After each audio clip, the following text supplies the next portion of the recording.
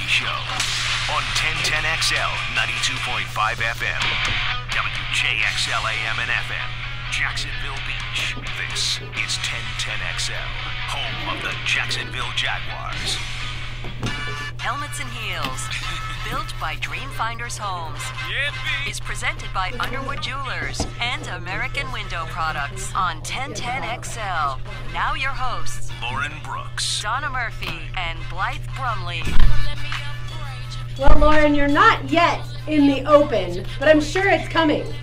What? They still put me in the open? Not quite yet. What the hell's that about? Donna has the night off, but Lauren Rue is here to join us for good. That ain't right. So Is my don't mic be even on? disturbed. Hello? Your mic is on. Blythe and I are here with you as well. All right, let's get into some Jaguars to kick off the show.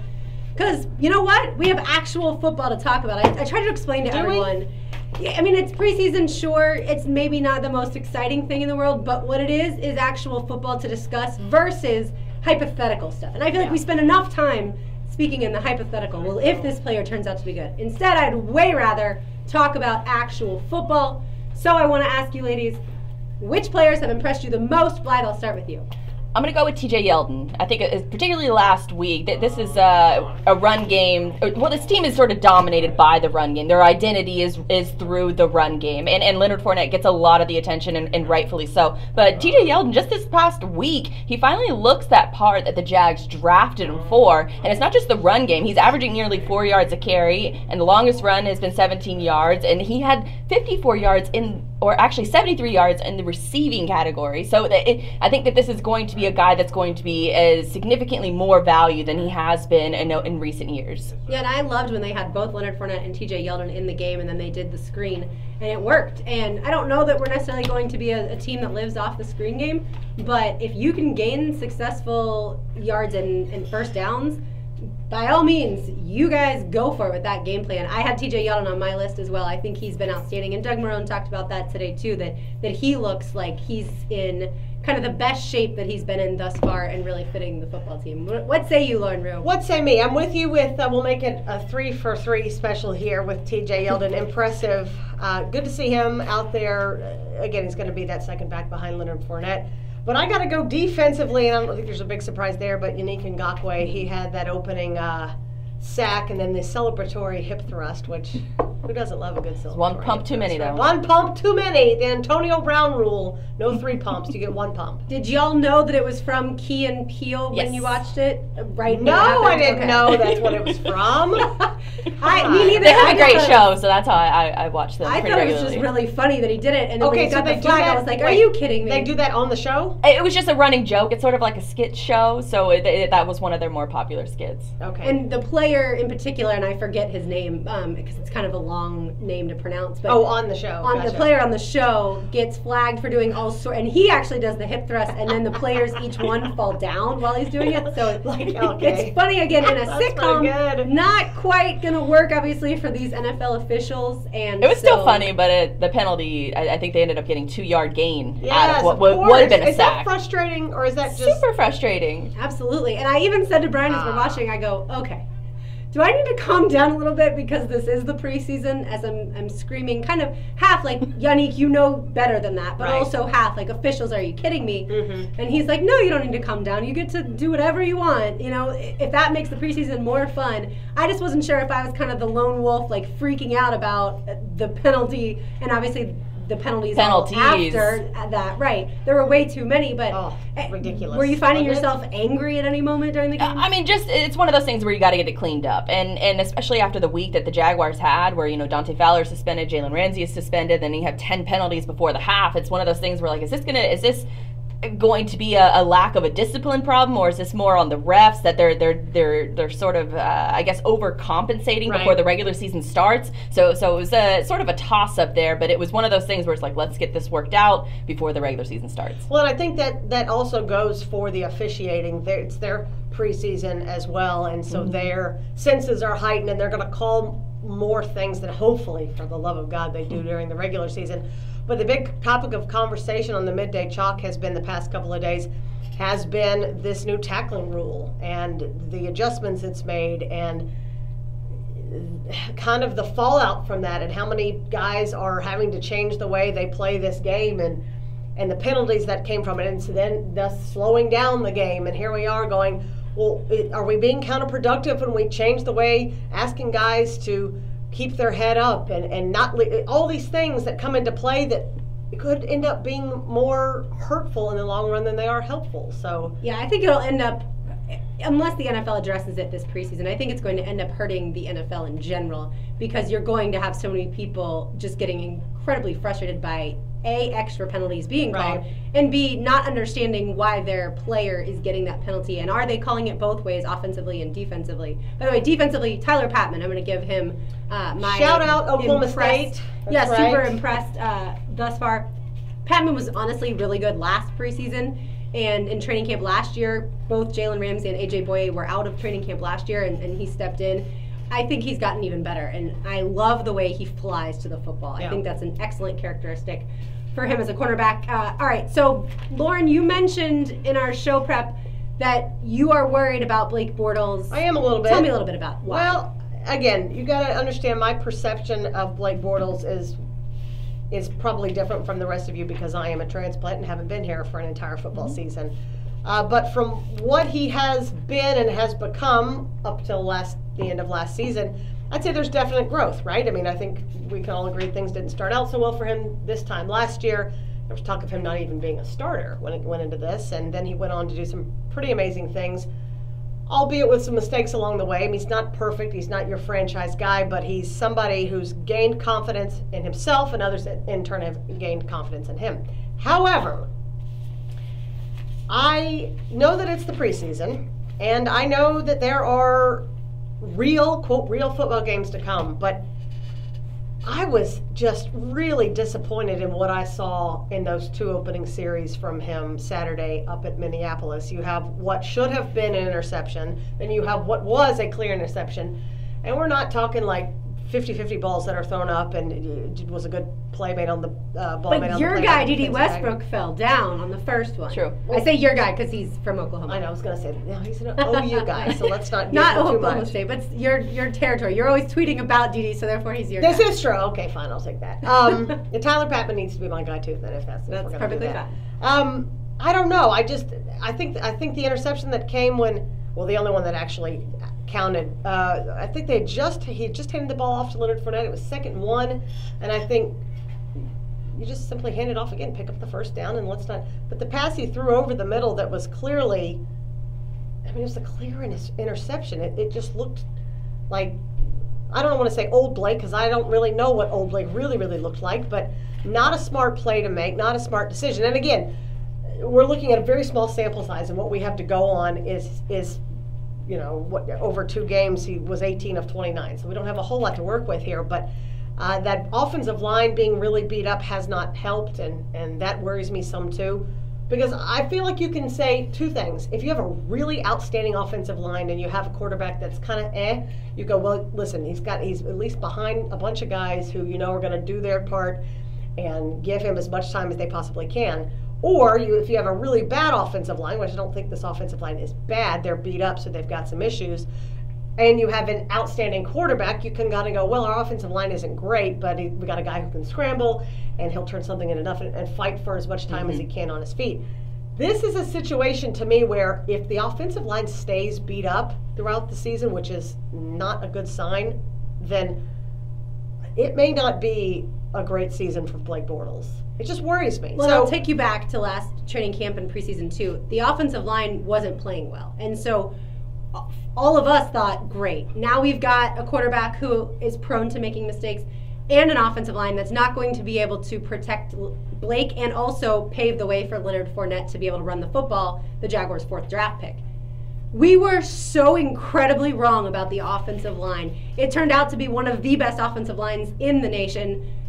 Jaguars were 2nd in rushing yards last season. So we were so incredibly wrong based off of the preseason alone. So I've learned not to judge the offensive line, and truth be told, I really don't watch the offensive line a whole lot unless they let a sack go by. I think Blake Bortles, A, DD fell on that first pass, and B, Harrison Smith, the safety for the Vikings, is one of the best safeties in the league. He knew exactly where to be, read the quarterback's eyes, and made the play. quarterbacks are always going to throw interceptions, even Tom Brady, even Aaron Rodgers. So that part doesn't concern me. Old Blake, though, I'll tell you, would not have bounced back from that pass. Nope. And the game would have been over for him. Like, he would have come out. Mentally, he would have been done. Yeah. So I've seen a lot of progress from him that he's able to mentally get it right back together, go back out there and lead the football team. I mean, quarterbacks in general, if you're not taking risk, if you're not getting interceptions, you're not taking risk. And I think when Peyton Manning gets into the Hall of Fame, 7 of the 10 top quarterbacks that are in the Hall of Fame also lead the league in interceptions. And so it's not necessarily the interception that bothers me, it doesn't. I mean, it bothers me a little just because it is preseason. But the way that he bounced back after that's what's encouraging. That to me, that battling to get that first down, and I think he got to the 1 or the 2 yard line and almost scored a touchdown. That to me was more significant because it proved that he wasn't taking it's not the bad Blake that we see, that one interception turns into 3 or 4. And nationally, what drives me crazy is I want the stories to be fair for Blake Bortles as they are for other quarterbacks. And it felt like the story was, earlier in the week, of course, around here, we heard Blake didn't have a great practice. Okay, quarterbacks don't always have great practices. We just got accustomed to that this training camp and preseason because he has had really good practices. But then, yeah, he doesn't have the best game. Kirk Cousins looked terrible. They paid him $84 million, and I thought he looked terrible. And so, yet the storyline was Kirk Cousins let down by his offensive line, and, the story wasn't at all about how bad he looked. So that's where I just want it to be fair across the board. Mm-hmm. It was the top 2 defenses going against the offenses that are, I mean, if I'm a Vikings fan, I would expect a hell of a lot more out of my $90 million quarterback than Blake Bortles. I mean, if you switch the roles here, a lot of Jaguar fans last season wanted the team to go after Kirk Cousins, and say these two teams swap and you have the same performances, we would be rioting as a fan base if Kirk Cousins put up those kind of numbers and we got rid of Blake Bortles for a budget of a price, and he outplayed him. Yeah, and I mean, correct me if I'm wrong, Blake Bortles has multiple postseason victories. Kirk Cousins has 0. And I was not on board with the Kirk Cousins just because I knew he was going to fetch that giant price tag. And the way this team is structured, they got to pay their defensive guys. And they already have defensive guys on the books that cost a lot of money. Both Calais Campbell and Malik Jackson make a boatload. And then you're going to have to pay Yannick Ngakoue, you're going to have to pay Jalen Ramsey. We'll figure out the whole Dante Fowler Jr. thing. But so, I just felt like coming out of that game, it was another bad game for Blake Bortles, and Kirk Cousins, they kind of swept away his mistakes. I think they're under the Jags, like it or not, are under a really intense microscope in this season. Blake is. Nobody else seems to be. Well, I think the whole team is, but as the quarterback of this team, I think the eyeballs, will absolutely go to you. Nobody has to worry, if you will, about the defense, right? I mean, that's not something just that people. In depth. But as far as position, skill players, are they lacking in certain areas? For the most part, they're pretty solid and all the way around going to be the difference maker in a lot of these games. But when you're the quarterback of a team that is a defensive first team, I mean, people, when they talk about the Jacksonville Jaguars, they don't talk about Blake Bortles to lead off the conversation. They talk about the insane defense, and rightfully so.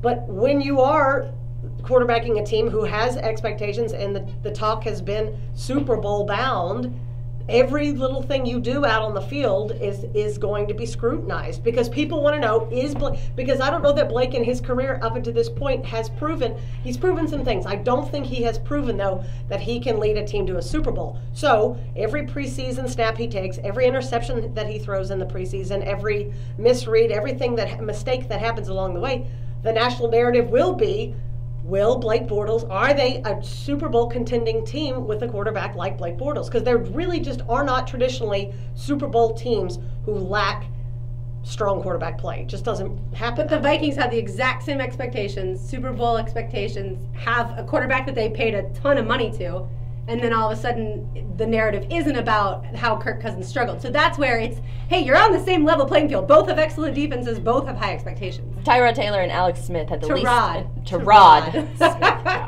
both had the least amount of interceptions last year, and both of them got traded. If you're a quarterback, interceptions, obviously you don't want them to happen, but it also proves that you're willing to take those risks. And you have to take risks. You have to be able to throw downfield. And that was also another really encouraging sign from this game, is that you saw Blake taking those deep passes and taking risks like that. And that's what you want to see, because this game, or because this team is known as a run-first organization. And when you can open up the passing game, it obviously opens up the run game. All rookies make mistakes, right, ladies?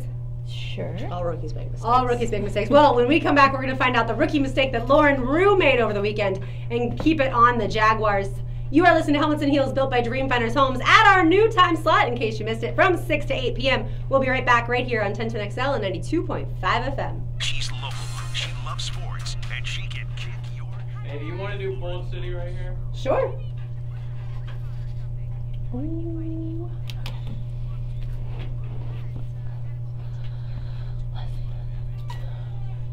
Already several times this week, people have mentioned to me that their backs are hurting. And of course, the first thing I do is recommend Bold City Health. Yesterday, actually, Donna and I were talking about how her midwife mentioned that a chiropractor can help with childbirth, so I gave Donna their phone number. Lauren Brooks here for Bold City Health. I can tell you from personal experience that I suffered from neck pain earlier this summer, and it affected everything. I didn't sleep well, and I didn't want to work out at all.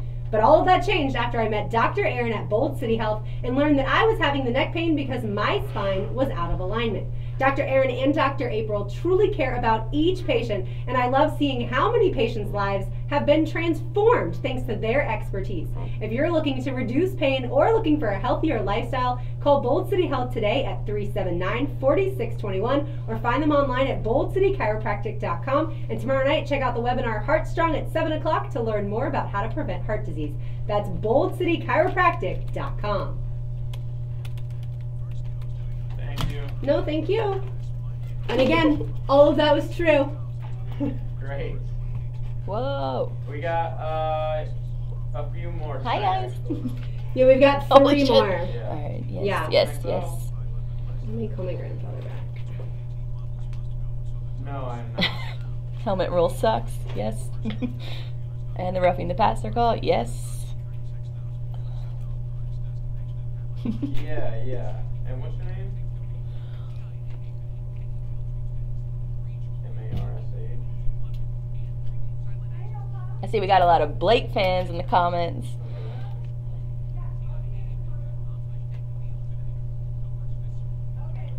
Teddy Bridgewater is not coming to Jacksonville.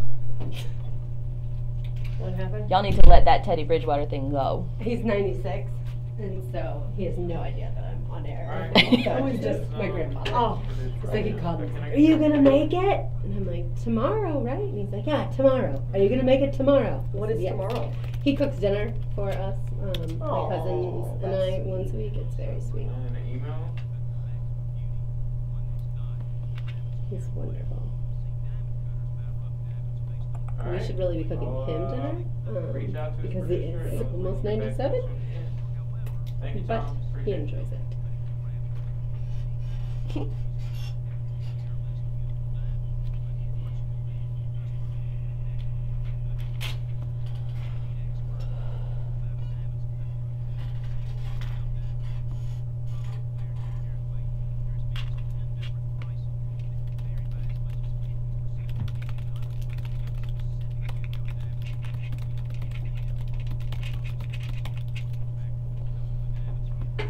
So I was saying earlier about.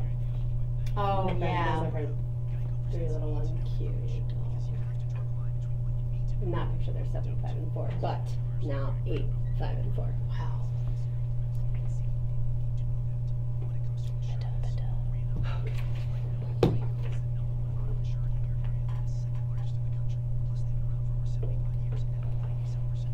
Hey JJ, what's the next one? Dreamfinders or All Pro? Say that again. What's the next one? Dreamfinders? All Pro. All Pro. Okay, got it. Oh yay! The new furniture is just. So do I bring us back when it's okay? I was gonna ask you. I put that in there. Okay. Um, Yes, I don't mind to do that. So Is that what you said? Is that what you put that's in what I there? have in there, but I was going to Okay. ask you if you want to. Yeah, that's fine. Okay. Yeah. And if you say Dreamfinder, I mean, if you Oh. say Helmets and Heels, say built by Dreamfinders Homes. Okay. Please, name.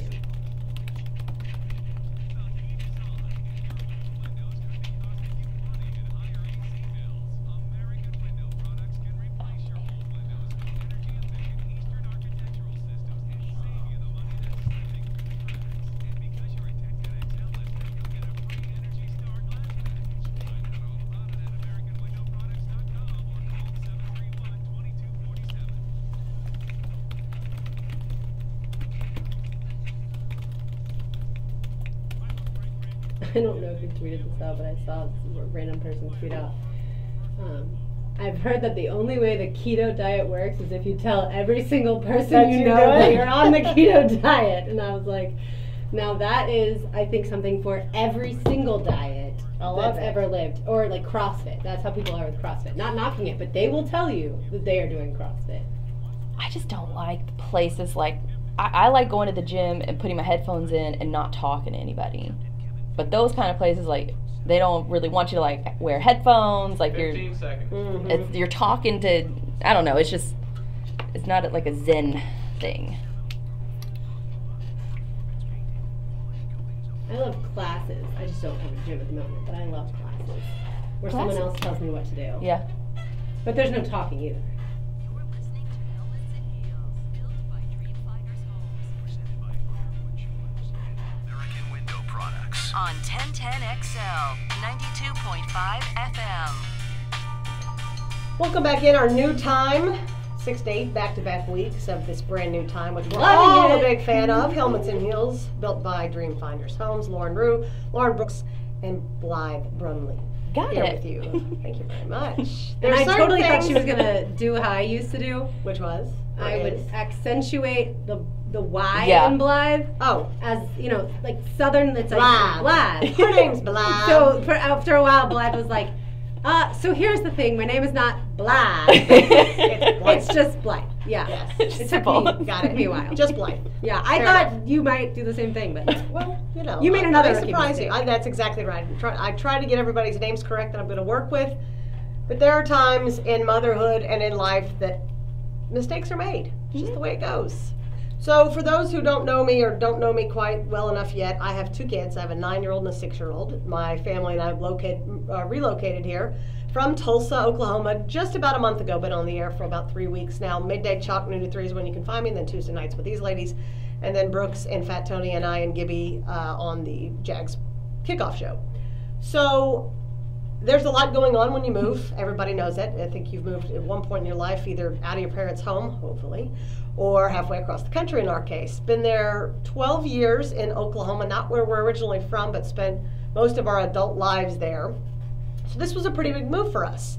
So I'm trying to balance everything that comes with moving and motherhood and new job and new market and new teams and new talking points and all these things. It's a lot. Right? And I don't say this so that everybody feels sorry for me, because that's not, I wouldn't feel sorry for me either. I'm just trying to paint the picture here so that maybe you don't feel like I'm such an idiot. So Saturday, my son got invited, which is awesome. Been in school a week, and he's already found a good buddy.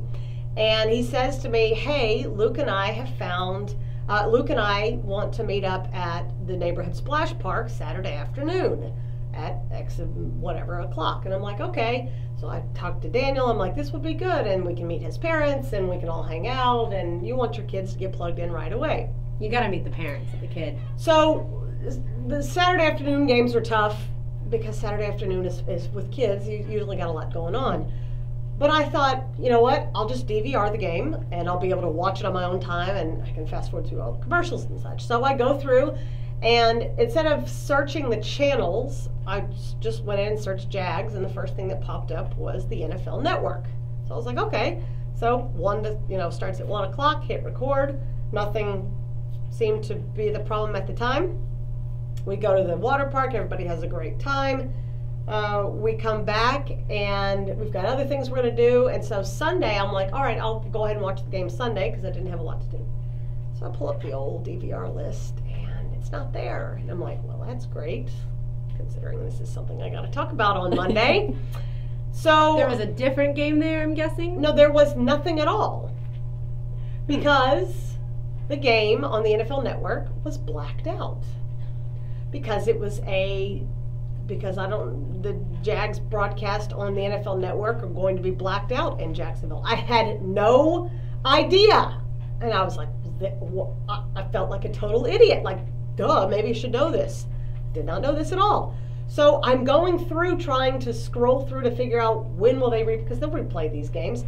So Sunday night, in the middle of the night at 4 a.m. was the scheduled time to replay it. So I recorded it then, got up Monday morning, and got the kids to school, got back, jumped in the shower, had you guys on from the drill while watching the first half of the game so that I could get here for a meeting by 10:30. I got through halftime and thought, well, at this point I think Cody Kessler is going to get beat up anyway because the offensive line was having its struggles. That's pretty much what happened.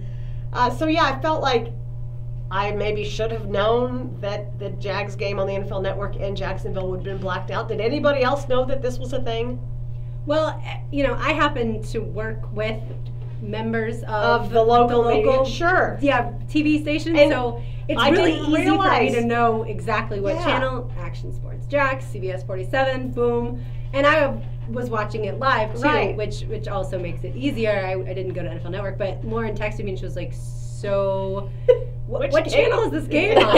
And I was like, yeah, it's on the local one. And she was like, uh-oh. Yeah. I was like, oh, good luck with that. No doubt. Well, And I would have offered for you to come to my house to watch it. However, I I did had not that DVR channel. it because I watched it live. Yeah. Well, and I So it had couldn't the be of any first help. preseason game I went to, so I had no reason to figure out what channel it was on, Right.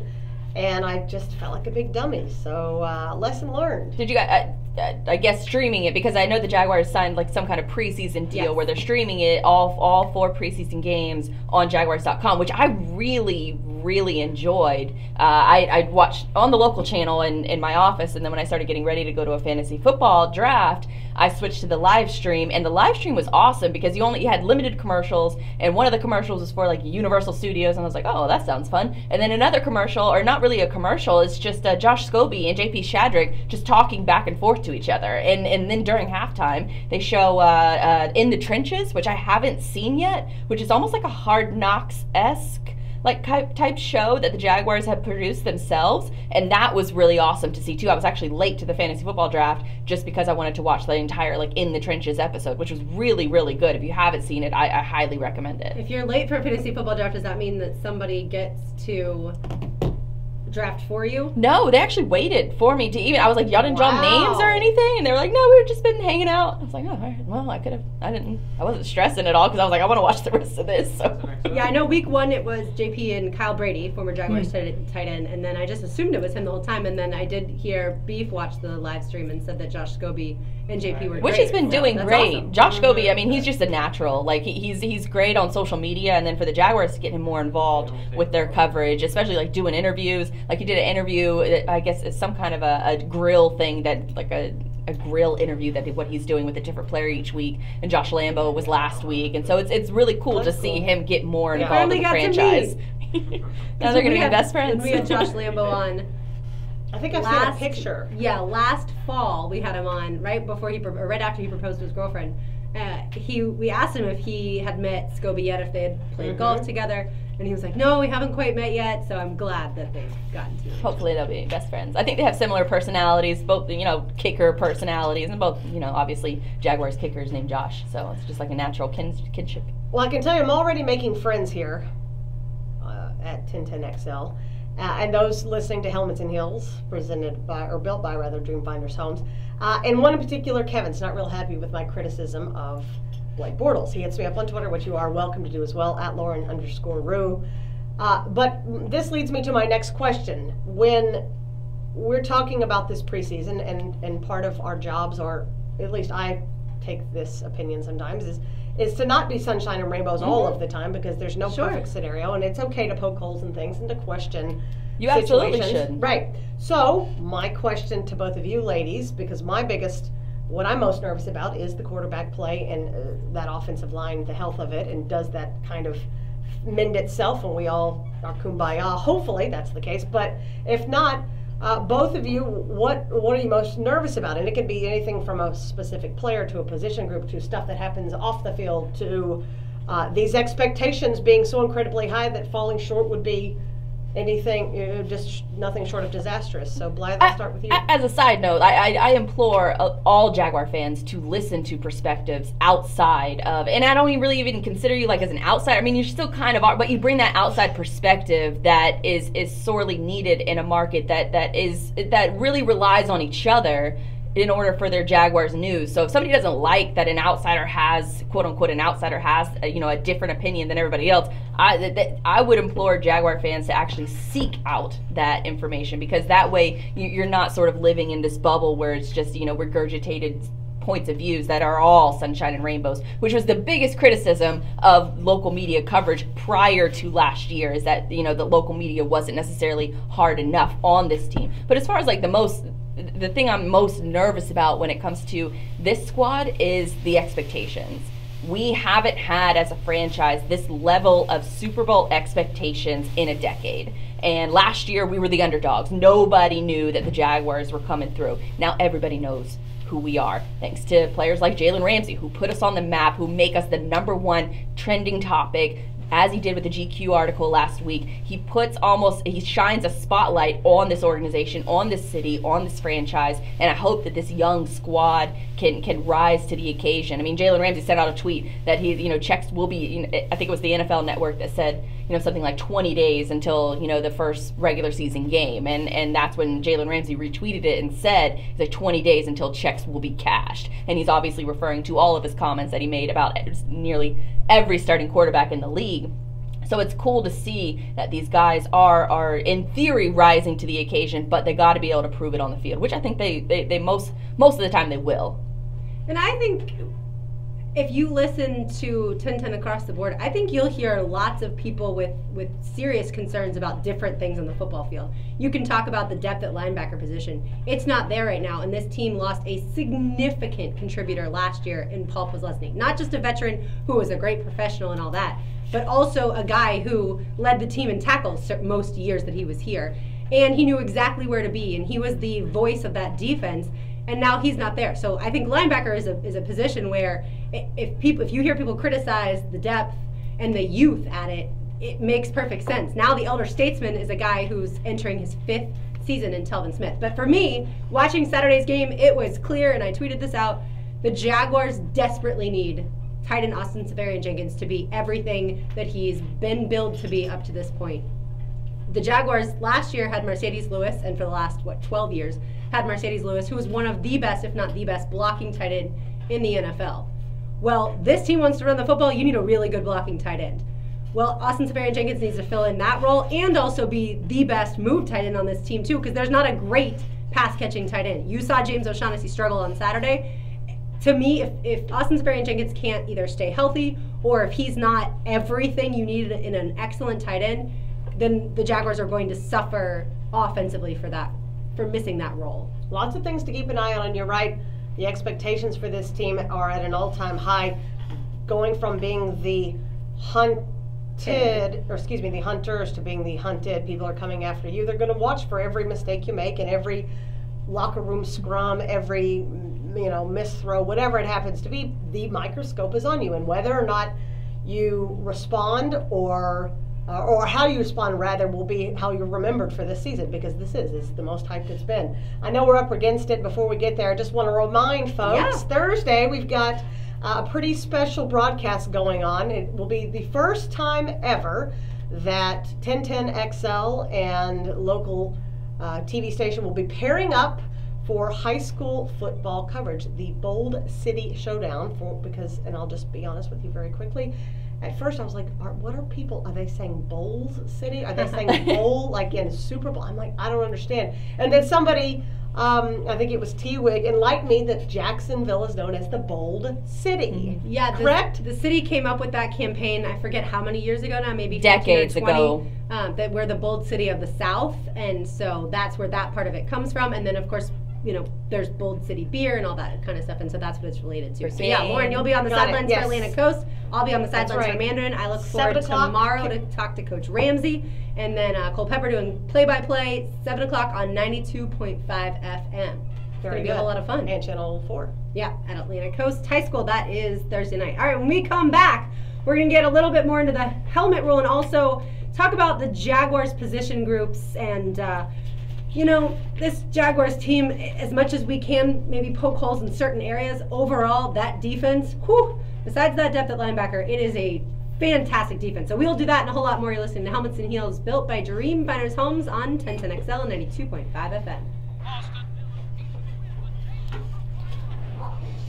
Here you go. Okay.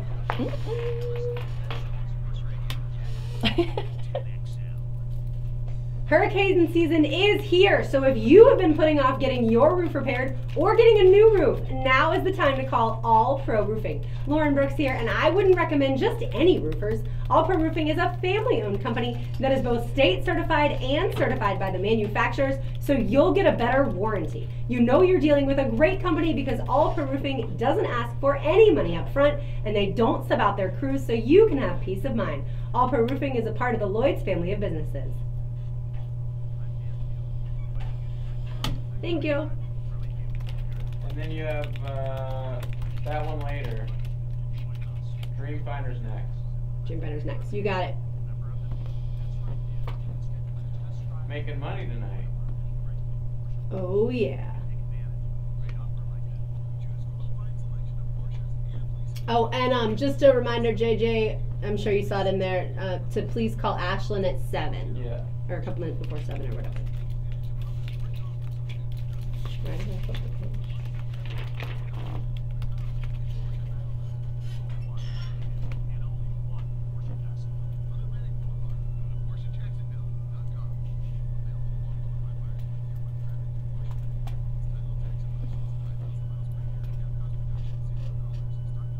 Another reason I have such high expectations for the Jaguars is because I fear that my college football team is yet again going to be trash. Yeah. I shouldn't say trash, that's rude. Mine's But it's not going to be very good. rebuilding. They're just going to be underwhelmingly average, I would assume. As a Louisville fan, I just have learned to keep quiet over the past year. What did you say? Said as a Louisville fan, I just learned to keep quiet over the past yeah. year. Except when it comes to Kentucky. It's fuck Kentucky.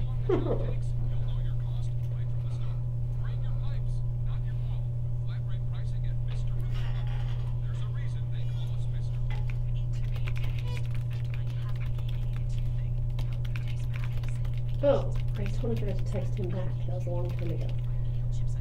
Tad asked me if Coach Hackett can come on our show next week, the offensive coordinator for the Jaguars. Yeah. I know, and I forgot to text him back because I was in a meeting. Tad asked that. Tad sent me a text 4 hours ago. In person? I don't know that part. That'd be awesome if it's in person. He's a younger guy, isn't he? Hackett's probably, I think he has like 4 kids is what someone told me, but he's probably early 40s. Younger for a coach, yeah, I mean. Yeah, at the most. Said I watched the Real Sports when they had Sean McVay on last week. It was awesome. Yeah. They talked about his approach and how he's just go, go, go. He's first person at the stadium. He gets up at like 4:30 in the morning and then just doesn't get home till close to 10 p.m. at night.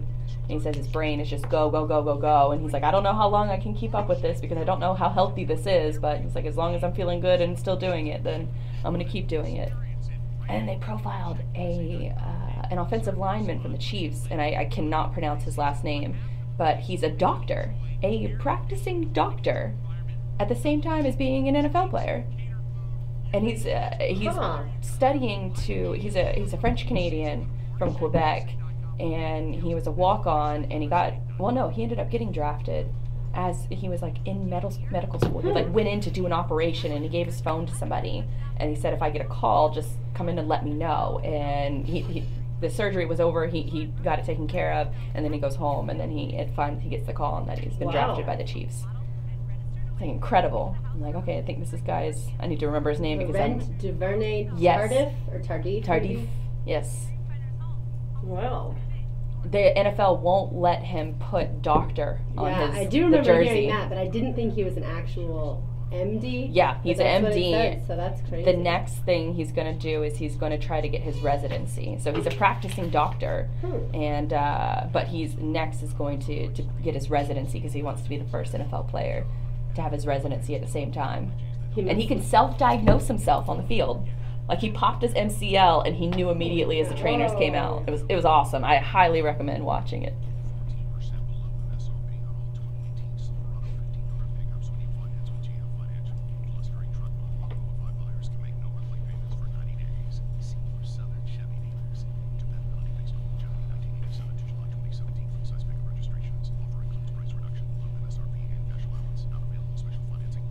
You know, one of the single greatest purchases I've made in a long time was upgrading my phone because my battery was Terrible. kaput.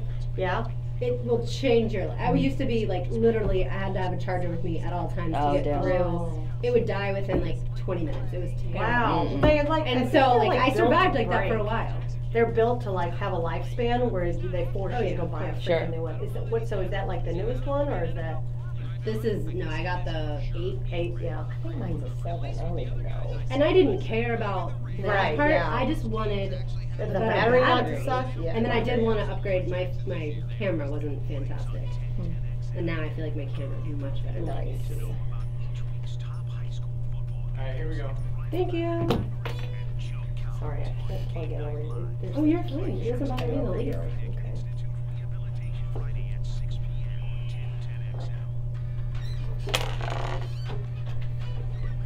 Helmets and Heels, built by Dreamfinders Homes Presented by Underwood Jewelers and American Window Products. on 1010XL, 92.5 FM. JJ LaSelva making it all happen. JJ, I'll start with you as a matter of fact. How do you feel about this new helmet rule? I'm not a fan. The NFL's been hard to watch the last few years with penalties in general, and now it's outrageous. It's crossed the line. So when AJ Boye was flagged on Saturday, I could not believe it. Now, I get it. He lowered his helmet in order to tackle. But that is exactly what it seems like at least 50% of tackles that I see made look like. The guy, of course, they all lower their bodies in general, and as a part of that, sometimes the head gets lowered, and then they're going to tackle a guy who also may be lowering himself at the same time. Mm-hmm. It seems like these officials, especially this year with so many new officials, with a lot of guys retiring, it seems like this is going to be an utter disaster, and it doesn't seem like the owners fully quite realized what they were doing when they made these decisions outside of really a conversation with everybody else in the mix that it's going to affect. I think that's been the biggest issue, is that they didn't consult with any of the players, any coaches, nothing. They just decided that they were going to come up with this rule and just implement it, and then everybody else has to adjust. And I've heard people call this rule, this new helmet rule, that it's going to be worse than the catch rule, and that it's probably going to be game-changing as far as the league is concerned, and probably a full 3 years before players can fully adapt to this rule. They're trying to make the game safer, but in the meantime, they're making it more complicated. And I don't even know if that's the right word. It to me should be kind of a black and white call, like either it happens or it doesn't. But a game that's been played for so long, where they teach kids at such a young age how to tackle a specific way in order to keep themselves from getting hurt. And now you're asking these guys who've played for so many years to make adjustments, to change some things. It's going to come to a point where it's going to be like two-hand touch, because they want them to essentially not use their head at all and wrap up, as we were talking about on the Midday Chalk today, and essentially bear hug somebody to the ground, which is not possible. And guys are going to find themselves getting hurt, trying to avoid being hurt by not getting a penalty on tackling a guy. I kind of go back and forth about this because it's an extremely violent sport, and I'm not going to lie. When my 9-year-old comes to me and tells me he wants to play tackle football, I'm not like rushing to the nearest place to sign him up. I'm hoping I can avoid him playing at all. I enjoy the sport, and maybe that's contradictory in sorts, because I enjoy watching it, but I don't really want my kid to do it. Bottom line. But in order, I think, for them to get this right, or to make it so we're not all suffering halfway through the season going, this is ridiculous, you're ruining football, they have to determine, I think it's as simple as determining whether or not what the intention is with the tackle. If you're trying to hurt somebody, if you're leading with your helmet in order to knock somebody out or hurt somebody physically, taking a cheap shot, whatever you want to call it, then yes, absolutely.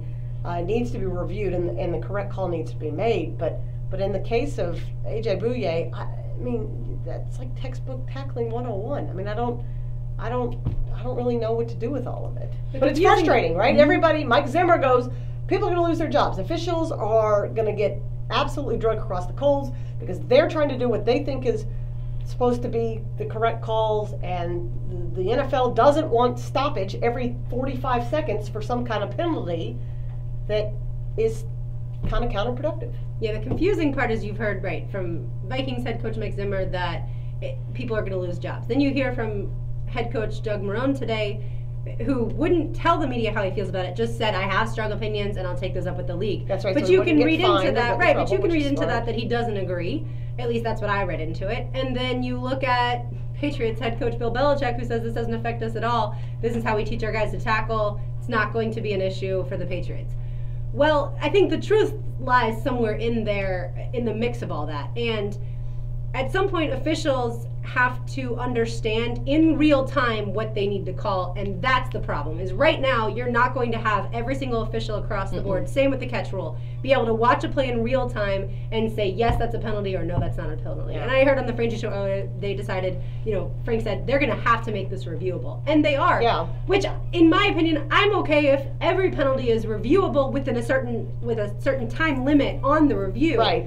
Except maybe holding and things like that, because that is going to happen every single play, and you're not going to get all of those. If they review, I mean, part of me is like, I hate this rule, but then another part of me is like, I don't want it reviewed every single time, unless it obviously it benefits me in the most selfish way as possible. But I wonder if there's a way that they could have somebody up in New York or just, somebody a ref that's not on the field, an independent viewpoint, because with these rules, they're subjective, and it's whoever the ref is around, and they're not going to be consistent throughout the entire season. So can they create sort of a consistent model where they do have refs that are in charge strictly just to look at this rule? Because if this rule is being called a game changer where it's going to be worse than the catch rule, then you're going to have a lot of people complaining about it. But then I also heard an interesting theory that maybe the NFL is driving up this sort of fake controversy to get people to not talk about the anthem protests, which is, I thought was, because that was out the window last week. After this last weekend's games, you didn't hear anything about any kind of anthem protest. It's all been about the play on the field and the helmet rule. They came up with these rules like months ago. Yeah, but we're seeing them in action now, and that's the point of the I guess the theory is that we're not talking about the anthem protest. We're talking about the results on the field because of this rule. I think it ends up being an indirect benefit. I don't subscribe to the conspiracy that's why it was. Yeah, I mean, I don't think that there's like guys in a back room cooking up ideas just to avoid protests. But it's a one positive out of this controversy. Yeah, when Ryan Shazier was what looked to be paralyzed, now of course able to walk, which is a huge blessing. But when that Steelers linebacker went down, I think that started to kind of send the message to the owners that their players are subject to incredibly violent hits that may cause lifelong issues, and they don't want to be responsible for something along those lines.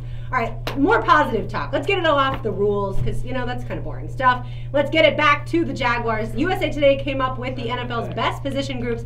The Jaguars, I expected to find at both defensive line and secondary. However, that is not the case. The Jaguars got defensive line. The Rams got the best secondary. Yeah, the Rams spent a lot of money on their secondary.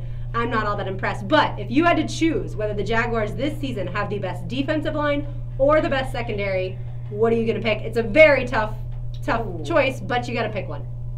I'm going to go defensive line. If you're able to present pressure up front and maybe get to the quarterback sooner rather than later, he's going to make mistakes. So you don't necessarily have to have your upper echelon cornerbacks in the NFL if your defensive line can get to the quarterback soon enough. If they're, you guys got those, you have the guys coming off the ends and stuff.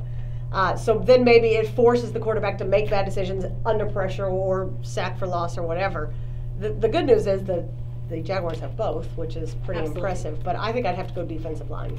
I definitely agree with you, defensive line, because I think that the rest of the play on the field results on what happens with the defensive line. Because if you can get a sack, if you can force a bad decision, then that creates a lot of opportunities for the secondary that I don't think exist without the defensive line showing out. Yeah, the one thing that you could argue, I guess, is stats-wise, you don't necessarily have to have the sacks in order for the defensive line to get pressure. So maybe they don't appear to be the best defensive line on a stat sheet. The secondary can look like the best secondary between the interceptions. Also, if you have safeties that can blitz really well, then you can actually affect both the passing game and the run game. So I think you could argue both. But yes, absolutely. To the Jaguars' benefit, I think they do have the best defensive line in the nation, and I think they also have the best secondary in the nation. And both of those combined is what makes them able to wreak havoc on some really good offenses. You know, we saw the Patriots struggle against the Jaguars last season. Yes, they eventually won, and we don't talk about that game on this show.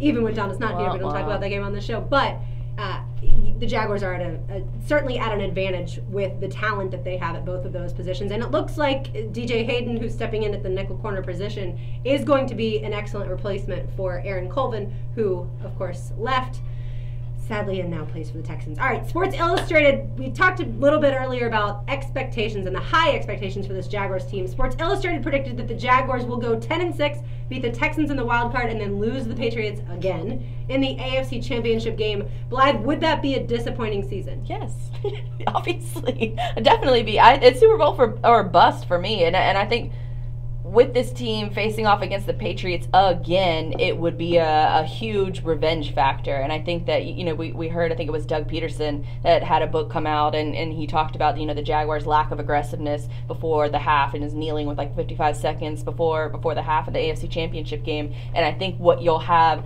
not only in week 2 of the regular season, but if this hypothetical AFC Championship matchup happens again, then I do think that you see a more aggressive Jaguars team that won't sort of lay up whenever you're facing off against, you know, historically the best coach and quarterback tandem in the history of the NFL.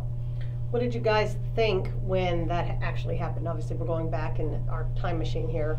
But when Marrone decided to take a knee going into the half, what did you guys think? Hated it. And that was one of our big complaints, because I've gone back and watched that show, because we did the show 2 days after that Sunday game, and that was one of the big sticking points for me, was 55 seconds left in the game. Yeah, at the time, of course, I understand that they're playing it safe because the Jaguars have the lead in Foxborough against Bill Belichick, Tom Brady, and the Patriots, but you have to be more aggressive than that with that much time on the clock. However, can you argue the other side and what Doug Marone's thinking too? What if the Jaguars make a mistake there? Then you are giving the ball back to the Patriots. And then you put it in the hands of your defense, who you've relied on to do. Sure. I mean, and I'm you lose with the you. game anyways. Yeah, but the Jaguars were starting on their own 25. And so, by the way, Donna just texted me, so this should be great. I have a feeling it's something about the Patriots. I don't know this game you speak of between the Jaguars and Patriots. That's funny. Of course. Because we're missing tonight. Shout out victor, Donna for not being here tonight. Yeah, she'll be back with us next week, though. But yes, it's easy to look back and to criticize that decision, because the Jaguars were the only team, I think, at all of last season that knelt with that much time and headed right into halftime. But every single game is different, and I'm somebody who looks at it. Doug Marrone took over a team that was a 3-win football team with a lot of the same pieces. Have they gotten better and signed some excellent free agents and drafted great guys? Absolutely. Yeah. But a lot of the pieces were here when Doug Marrone took over a year ago, and the team was 3-13. Right. So it's far be it from me to criticize a guy who I think made virtually every single right decision, pushed every single right button in order for that team to go 10-6. And again, go back. Last year it was win, loss, win, loss, win, loss. It's not like this team came right out of the gates and was hell-bent on beating the Patriots in the AFC Championship game. It was a shock that the Jaguars beat the Steelers in Week 5. Then another shock, the Jaguars beat the Steelers in Pittsburgh. Not a shock to Jaguars fans, who of course watched every second of that first game and probably rewatched it, but a shock to most people that the Jaguars beat the Steelers in Pittsburgh, especially in the fashion that they did, with 45-42 as the outcome against Big Ben. But so that's why I think you kind of have to go back in time and look back at where exactly the team came from and where they were at that moment. So I'm not going to criticize them, but of course it's easy for Doug Peterson to say that because he was able to win the Super Bowl. I thought his comments were interesting. You know, this book comes out tomorrow, but I thought that excerpt about sitting there watching this game and Peterson being, it seems to be fairly transparent when saying, I couldn't believe he did that. I couldn't believe that Marrone made that decision. I essentially thought in that moment, I looked at myself and said, I will never make a call like that. And I thought Marone's comments today, of course, he was asked about it because that's how it works, and that's how it should be. Sure. I thought his response was perfect, right? Yeah. He said, look, he has every right to question anything. He won a Super Bowl, and a lot of people questioned that call I made. He said, no, he probably questions it himself, too. Yeah. He said, no, I didn't read that book. I did read this other book, Mark Manson's bestseller, #1 in the Times list. And so everybody's like, oh, the subtle art of not giving a bleep. That is so, I mean, the passive aggressive, the kind of the dark comedy behind it. I'm a fan of Doug Marrone. So yeah. I like it. He was awesome. I mean, and to put it in like a larger perspective, you're going against historically the greatest run that an organization has ever been on with Tom Brady and Bill Belichick. I mean, going against those Goliaths and standing across the sideline from them, I almost think that they knelt before the half just to give themselves a breather, but it did. Their lack of aggressive play calling was not only evident in that point, it was also evident in the rest of the game because what you saw was a team that let up instead of keeping your foot on the gas. Yeah, absolutely. But you can also criticize, the defense for allowing the 3rd and 18. If that play does not get allowed, I mean, it's 3rd and 18. What are the chances the Patriots make that? Yet they do. They convert that 3rd down, and obviously the rest is history. Well, it all goes away if they live up to the hype this year. Mm-hmm. And circling back around to a common theme that I've had kind of throughout the show today is that with this microscope, everything that Blake does, everything that Jalen says and does, and every call that Doug Marrone makes, good, bad, or indifferent, will be studied with a fine-tooth comb because there's so many people going, this is a Super Bowl caliber team. This is so something that may not, quote, be a big deal because it's a preseason. You don't get a pass when people think you're going to win the Super Bowl. People pay attention to every little thing you do. And he made, in defense again of Doug Marrone, he made some really aggressive calls last season, especially against the Ravens with the special teams calls that he made. He was aggressive at times, and he just needed to do it in the AFC Championship game. That's all. Yeah, and that one particular game, certainly everyone here wishes it went a different way, but it didn't. And Doug, that's again why Doug Peterson gets to say the things that he does, and I loved, like you said, how Doug Marrone came back. All right, when we come back, it's time to talk to Ashlyn Sullivan of Jaguars.com and get a dose of Daly's Place and give away tonight's Peterbrook Chocolate Heel. That is all next, so don't go anywhere. You're listening to Helmets and Heels, built by Dream Finders Homes on 1010XL and 92.5 FM. You ready? Ready, Frady. Thank you. 10 seconds.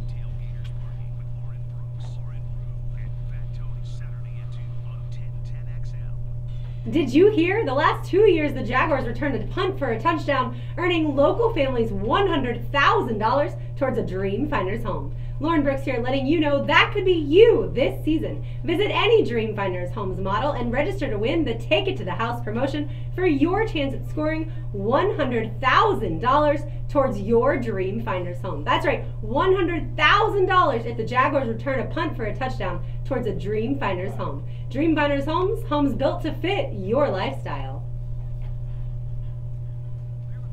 Thank you. No, thank you. That's actually a short script. Do you write all those? Just somebody. I did not write that one. That one is sent to me. The other two I write. It just changes. They do a great job with rotating promotions, and they're heavily involved with the Jaguars, as you've probably figured out, because it's the Dream Finders Homes practice complex and stuff. So they do a good job of mixing it up.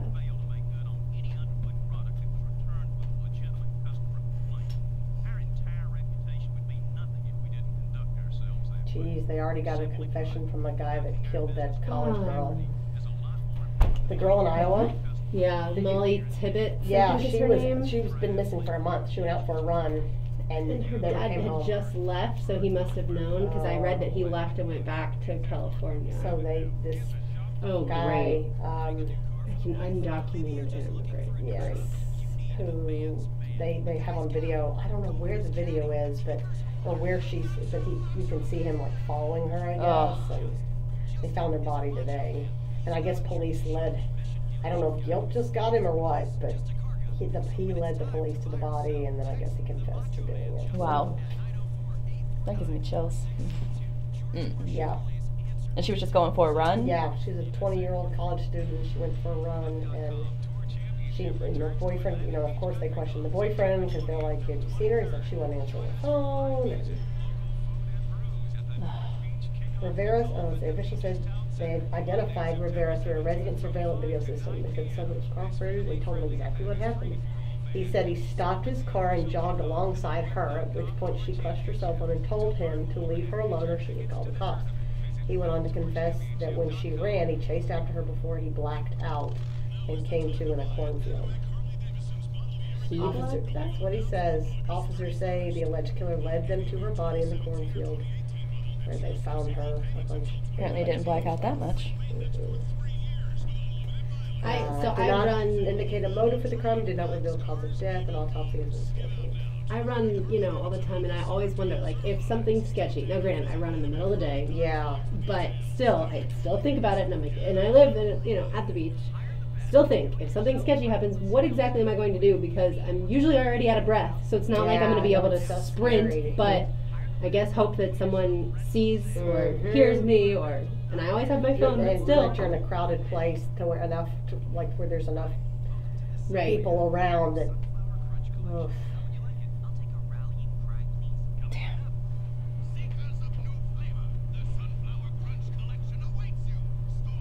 Ashlyn, what's up? I'm good. You ready for it? Alright, pretty good.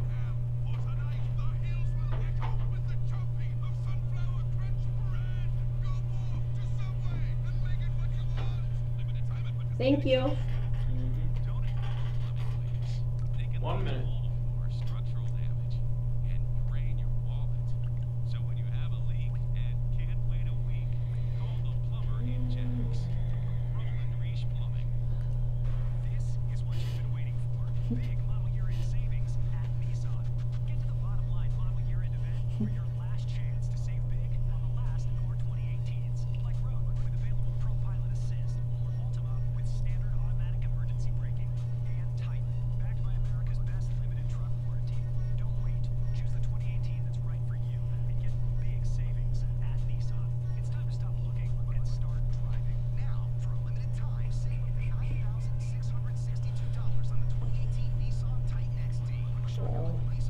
Jimbo's under some scrutiny. Already? Yes, former Texas A&M linebacker Santino is alleging that Texas A&M violated multiple rules under Jimbo Fisher, according to a report from USA Today. Oh, I see. He was given cash.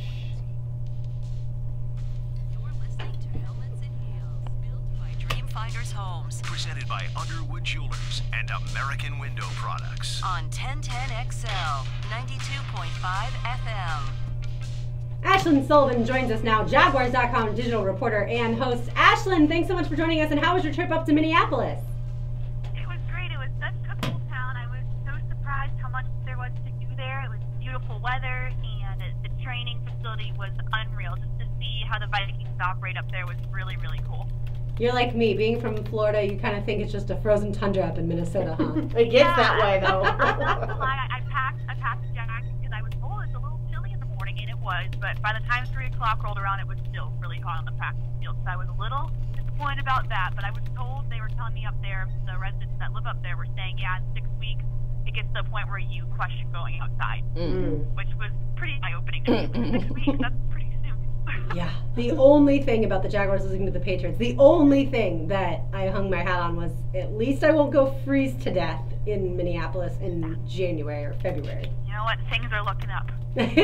Well, yeah. Hopefully this year Atlanta will be the trip. All right, let's get it to a dose of Daily Space before we get it back to a little Jaguars talk. Evanescence and Lindsey Sterling, how did they do last night? They did great. I knew a few people that went to the show, and I was talking to one of the Jaguars PR staff members who covered the event, and he was saying how surprised he was about how talented they were. He was saying in the entire show they played with a full orchestra. He said it's the most talented act he's seen at Daly's Place. And Lindsey Sterling, the violinist, he said that she was unreal. He had never even heard of her before she came to Daly's Place. But it was funny. He told me a story that Lindsey Sterling, when she was younger, actually was on America's Got Talent. And Pierce Bourne at the time told her that she sounded like a bunch of screaming cats. So once her back, she goes on stage and she's dancing around tombstones with her violin.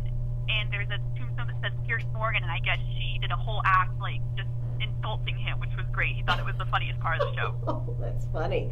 Wiz Khalifa by day, Lindsey Sterling by night. That it's really interesting, right? You totally different audiences, same arena, I guess, that they get to perform in. How are the acts chosen? The acts are chosen just, I know they're really trying to serve all audiences. And I know that we always talk about how much we love country acts, but I know the Daily Place marketing team, they're really trying just to get as many acts as possible, as many genres as possible, and really just booking as many shows as they can, because these shows, as many as there are, all seem to do really well ticket sale-wise.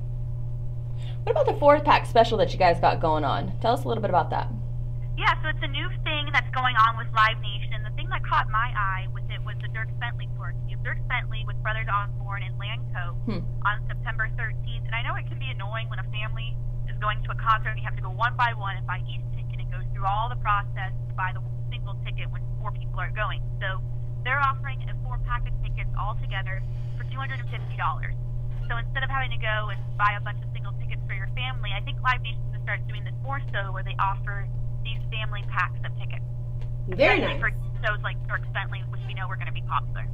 Absolutely. I'm surprised that one's not even sold out yet, because I know it probably will be in the near future when people realize September 13th is right around the corner. All right, what's coming up on Thursday night?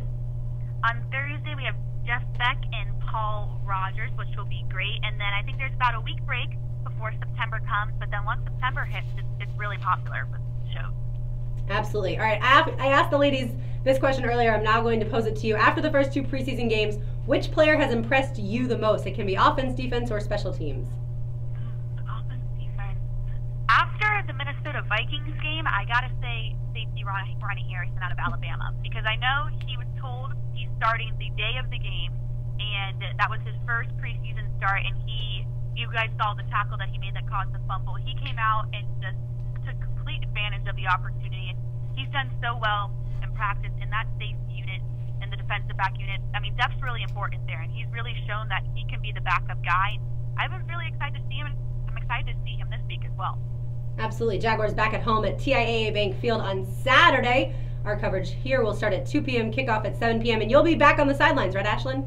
I will, yes, I'm excited. 2 more games. What has been the best part about that vantage point? It's just, I'm normally there actually holding a mic during the regular season, doing more behind-the-scenes production stuff, but it's so cool just to be behind there, especially during the preseason, and see just how these guys operate and see what they talk about. And it really hasn't seemed much different from preseason to the regular season. Everyone is still taking it extremely seriously, especially the coaches. I really haven't noticed much of a difference on the way the bench acts, despite it still being preseason. Yeah, you know, that's something I noticed from the scrimmage that one Friday night, the family night. I walked by the bench and I was surprised. I overheard offensive linemen actually talking about technique and scheme and stuff, and I kind of expected, because it was just, you know, a scrimmage, that they'd be just talking about music or movies or Fortnite, you know, something that all young guys now talk about. Yeah, no, I was surprised too. I thought there'd be more fun, more entertaining stuff, but it is strictly football, which I guess is good coming from them. You guys are doing a lot of new shows on Jaguars.com, especially on YouTube as well. Which show is the most fun for you to do? I am on Jaguars Drive Time every morning with Brian Sexton and John Ogier, and then in the afternoons there's Jaguars Happy Hour, and that is with JP Shatter. So I'm only on the morning show, but the most fun day has to be Friday morning, because that's when head coach Doug Rome comes on to talk to us, and he always shares great insight, but he always is in a funny mood, because he knows normally the game or the 2 days before the game, so he always throws some kind of story or some kind of chipper thing in there that I always look forward to Friday morning. I love it. All right, Ashlyn, well, we will talk to you next week. Have a great time Saturday night, and we will, of course, be there to watch the game as well. Sounds great, guys. See you soon. All right, thank you again. That is a dose of Daly's Place. You can get your concert tickets or comedy tickets right there at dailysplace.com. All right, JJ, are you ready to give away tonight's peanut butter chocolate heel? That's a yes.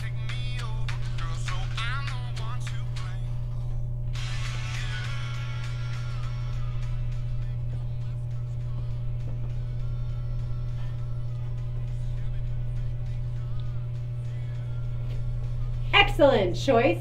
Ashlyn mentioned how much the First Coast loves country, and country loves the First Coast, so there's a little hint. That is a country star. although I think people could probably figure that out. If you want to win tonight's Peterbrooke Chocolate Heel, text into the 1010XL text line. Driven by Duval Ford, that would be 641-1010. Don't call, but text in, and JJ will award tonight's Peterbrooke Chocolate Heel to the first person who gets either the name of the song or the name of the artist. You know how it works, so that is your chance. Well done. All right. Lauren, did you watch a lot of the Little League World Series? No, I did not watch a lot of it, but I feel like every time I was either in the studio or at home, my son thinks it's really cool that these 12-year-olds get this kind of attention. Because he plays baseball, right? Yes, okay. It's one of the many sports he plays, and so it's on because that's the coverage the ESPN provides us sometimes during the day. And if it never fails that every single year there's at least one and probably more than 2 or 3 kids who do not look like they are 12 years old. And this year's winner of Let Me See Your Birth Certificate, Please, goes to Ronald Vizcaíno, I believe I'm saying his name correctly, from Team Europe, Africa. So what's the big deal about this guy? Well, how about the fact that at 12 years old and in the 8th grade, he's 6'1", 248 pounds.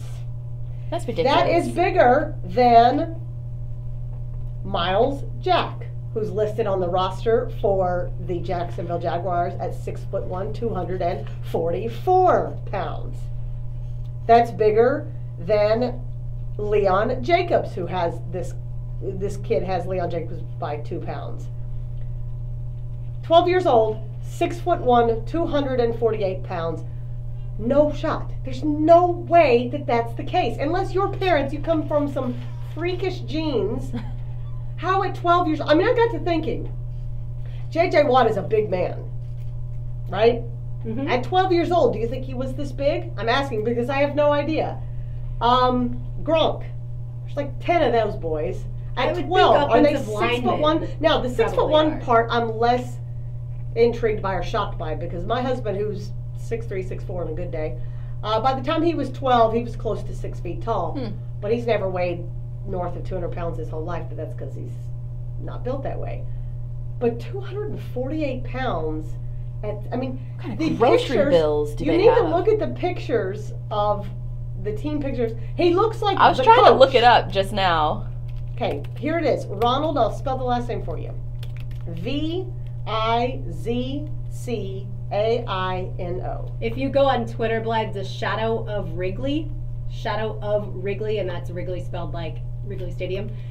Wrigley Field, yeah, thank you. I'm just looking at the picture now of the team. They're like, whose dad showed up to play?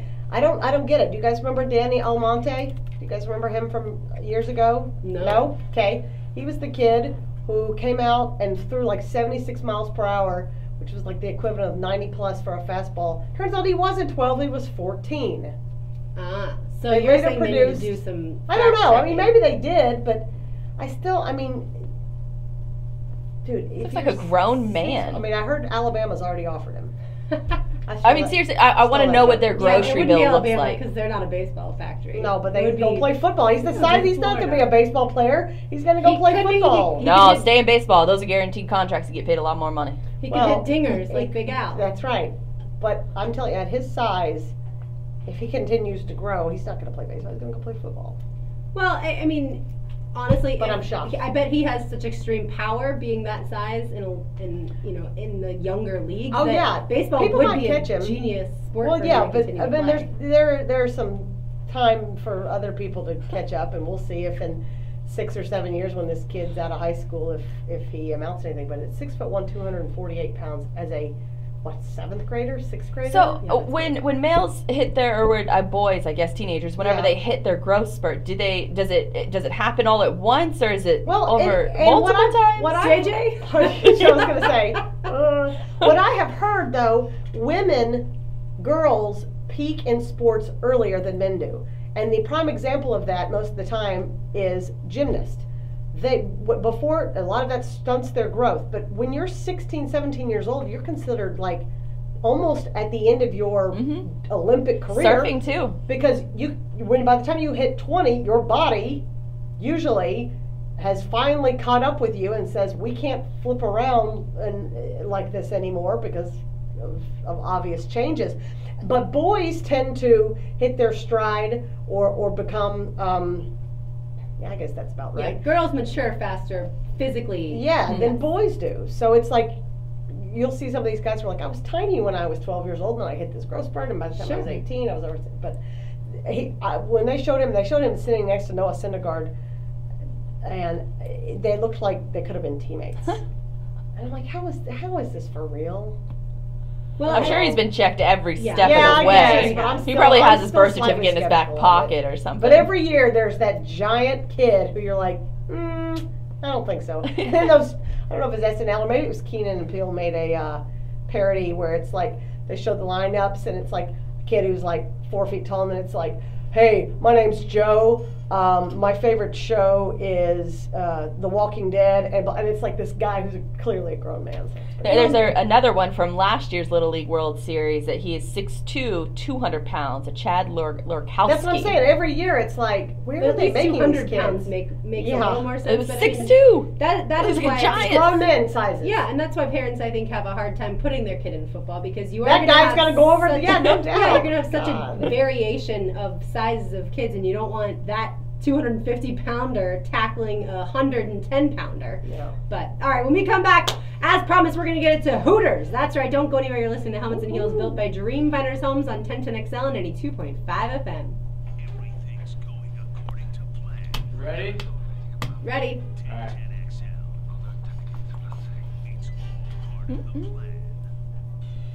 You know hurricane season is here, so don't avoid getting your roof repaired or getting a new roof right now. Now is the time to call All Pro Roofing. Lauren Brooks here, and I wouldn't recommend just any roofers. All Pro Roofing is a family-owned company that is both state certified and certified by the manufacturers, so you get the best warranty possible. You know you're dealing with a great company because All Pro Roofing doesn't ask for any money up front, and they don't sub out their crews, so you can have peace of mind. All Pro Roofing is a part of the Lloyd's family of businesses, online at allproroofingllc.com.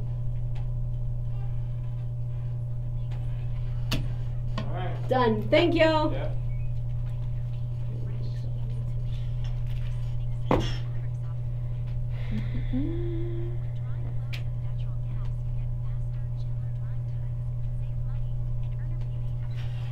Did you guys see Baker Mayfield's underwear ad? Mm-hmm. I think we should throw that in there at some point.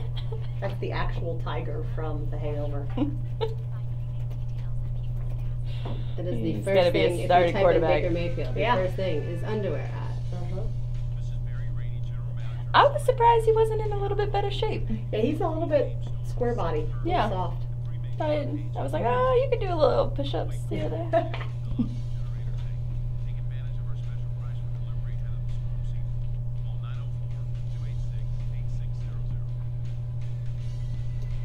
See, if I'm a Browns fan, who is a long-suffering Browns fan, I don't like this kind of stuff. Like, first prove it to me, you rookie, then you do all the underwear ads you want. Like, if I'm a Texans fan, Deshaun Watson can do an underwear ad at this point. Granted, he was hurt for half the season, but Baker Mayfield has not done enough where I want my rookie quarterback doing an ad like that. I think you take every opportunity you can. Because your If you're the quarterback, lifespan you is do. so But short. if I'm a Browns fan, I'm pissed. That's what I'm saying. Like, should he do it? Absolutely. But I don't like it.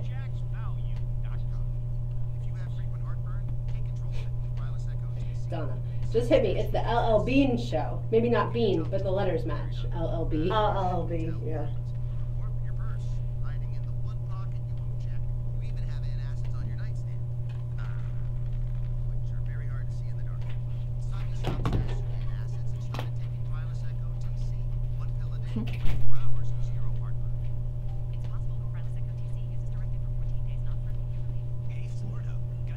Of course, the one time I go to go bathroom. He's in the bathroom.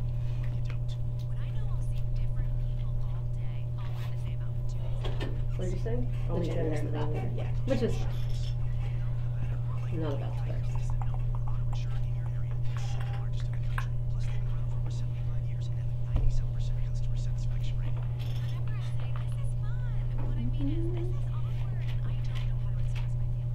Oh yeah, so you were saying Nakati restaurants. You found some you like, but none you like. Yeah, I mean, I'm trying to think. We've been to the Loop, Okay. Timothy's. Okay, I've never been there. But the seafood shack, is that good? Timothy's. Yeah. Sorry. It's a little underwhelming. Okay. Like the portions are pretty small. Like, I mean, not that we're like a fat ass country, and I get that, so not everything has to be 7,000 calories, but like Daniel got a lobster roll. Maybe? Okay. It's like this big. Yeah. He's like, oh, it's like $11 too. You know what I mean? It's not like it's not good portions, I guess, for the price. No, not really. I mean, it was okay. Dick's wings and something other. Yeah. It's pretty. I mean, it's far food. It's whatever. If you like, and kids eat for like $1 on that's nice. Sundays or something, so that's cool. If you like barbecue, we did our show, the kickoff show last year for the Patriots game. We did it at Memphis Jack's Barbecue. Oh, okay. And it was, Brian's like a big barbecue griller, right? And so he loves to critique people's meat. That sounds funny. But he was like, that's some of the best brisket that I've had. Yeah, the brisket was unreal. So I'm particular about mine too, because if it's too salty and like real smoked meat, I don't like the taste of stuff that's really smoked. Then we went to there's a pizza place out there. Biology?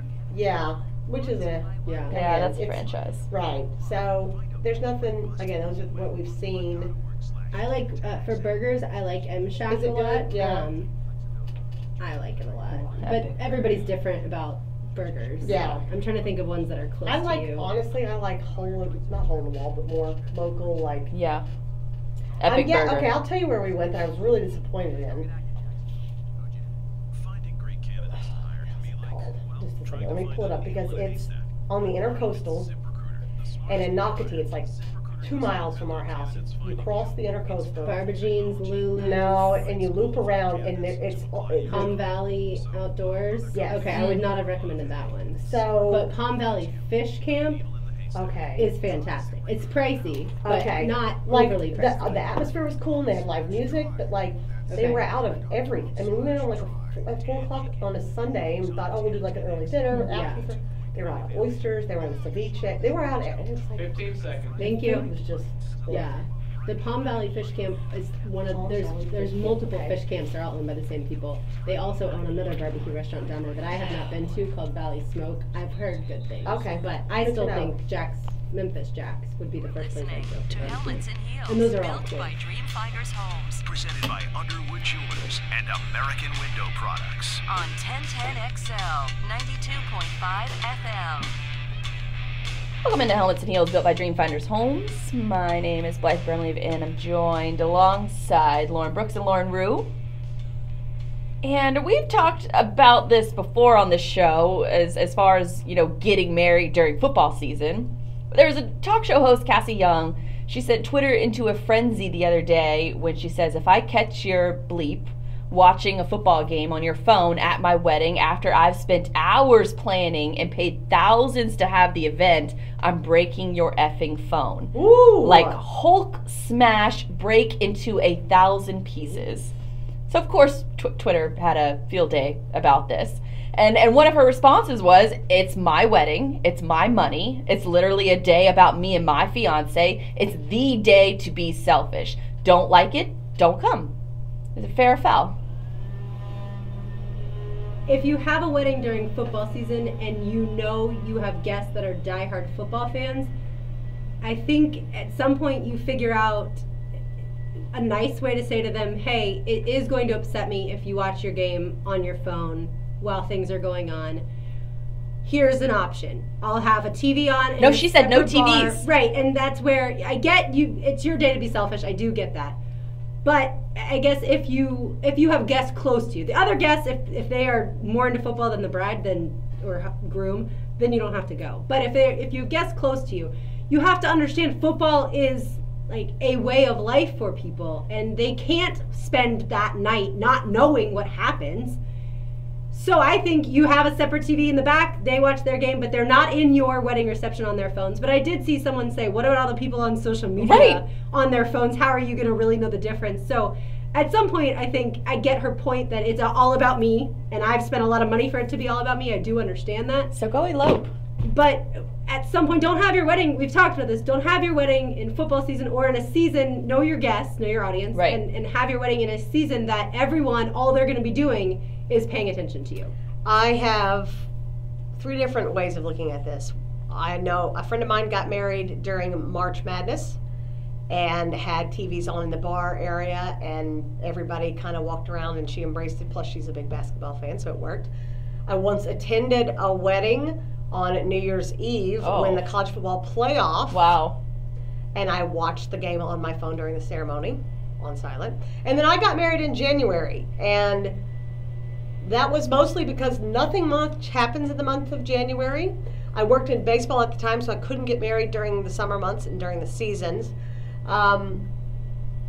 College football is over by then because the national championship is usually that first weekend, or that first week in January, and it's a Monday, so you avoid Saturdays and Sundays. Nobody gets married on Sundays, and that's when obviously the NFL is. So your Saturday in January, for the most part, until playoff time, you have a nice little window there. So I don't know. I'm probably not coming to your wedding because we're probably not friends if you tell me I can't watch a football game. So it's really kind of the points moot for me, because anybody who knows me knows that I usually lead the brigade. I am that person, I swear to God. If I'm at your house and there's some sort of game that's on and you've invited me to your house, I will politely say, do you mind if I turn on this game? Do you mind if we turn on the game? And again, unless it's like I don't know the people and I'm just showing up to be nice for a few minutes, I'm going to leave anyway, I will 100% say, hey, can we turn the game on? Like, there's a really good game on. And most people are like, really? And I'm like, yes, turn on the game because we want to watch the game. Nobody just wants to socialize. I'm only this crazy when it comes to Jaguars. I remember it was last Christmas Eve, and the Jaguars were actually playing at the same time that my aunt was trying to have a family gathering over for Christmas Eve, and we had to ask to make sure that she was going to A, have the game on, and B, with sound, because we've made that mistake before where we showed up to her house and she had the game on, but it was on silent, and she didn't want to turn the volume up because she's not a sports fan, so she just didn't get it. But then on the other side, I in a certain regard, I've come around on this a little bit, because there were 2 years ago, one of my really good friends got married on a Saturday, and I wasn't able to make the wedding. And I don't remember the game that it was for that I missed, but since then I have regretted not going to her wedding because it was football season, and I sort of had this hard stance. I don't even remember what game it was, but I remember now not going to the wedding because of a football game, and I sort of feel really bad about that now. And it was a big reason why when my best friend got married last football season, she got married on a Saturday, and I was maid of honor in that wedding, and I made sure I was there, and I made sure I took off work the next day. And it was actually the weekend that we played the Chargers, and we beat them in overtime. Ended up being one of the greatest weekends of my entire life. But it was because I missed a wedding 2 years ago that made me miss work last year for it. But you could have made the wedding. It was in town, right? No, it was in Tampa. Oh, so it was one of those things where all my friends were there. I was at the bachelorette party. I've known these girls for years, and honestly, I really regret not going to that wedding. And the only reason I didn't go was because of work and football. No, I gotcha.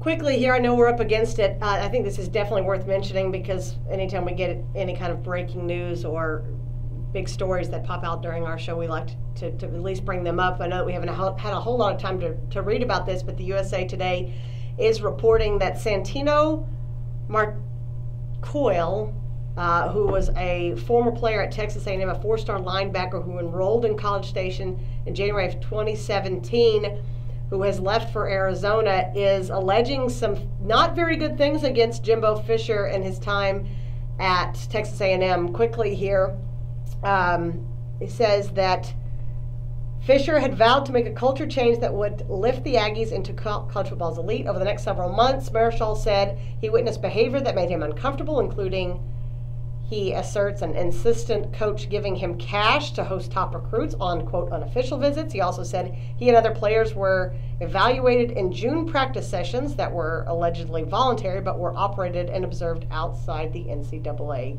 rulebook. It goes on to describe many other things that we haven't had the chance to read, but this is going to be a big story tomorrow, obviously. The connection at Florida State and Jimbo getting one of the most, if not the most ridiculous guaranteed contract in all of coaching at 10 years, $75 million all guaranteed. This is going to be interesting to see what develops. A lot of FSU fans are going to be happy about that.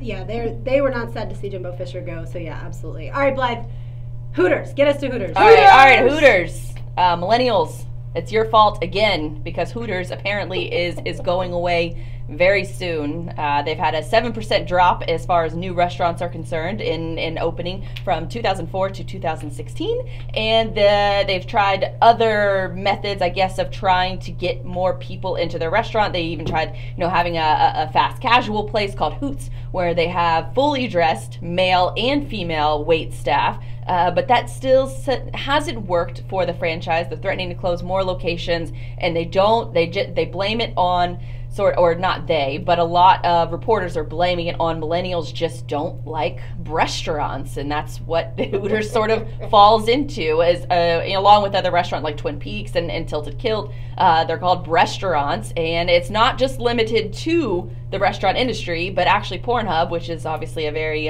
famous website, but they said that visitors between the ages of 18 to 24 are 19% less likely to search for breasts when compared to all other age groups. However, 55 to 64 are 17% more likely to search for the word breasts. So are millennials killing Hooters? JJ, what say you? What do you search for? I don't think anyone searches for the word breasts.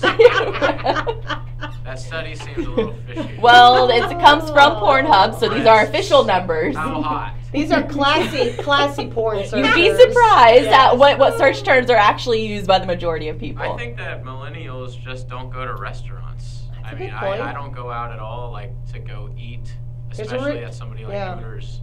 I mean, the wings suck. They have, like, the little tail thing at the end that takes up, like, 90% of the space, and there's no meat there.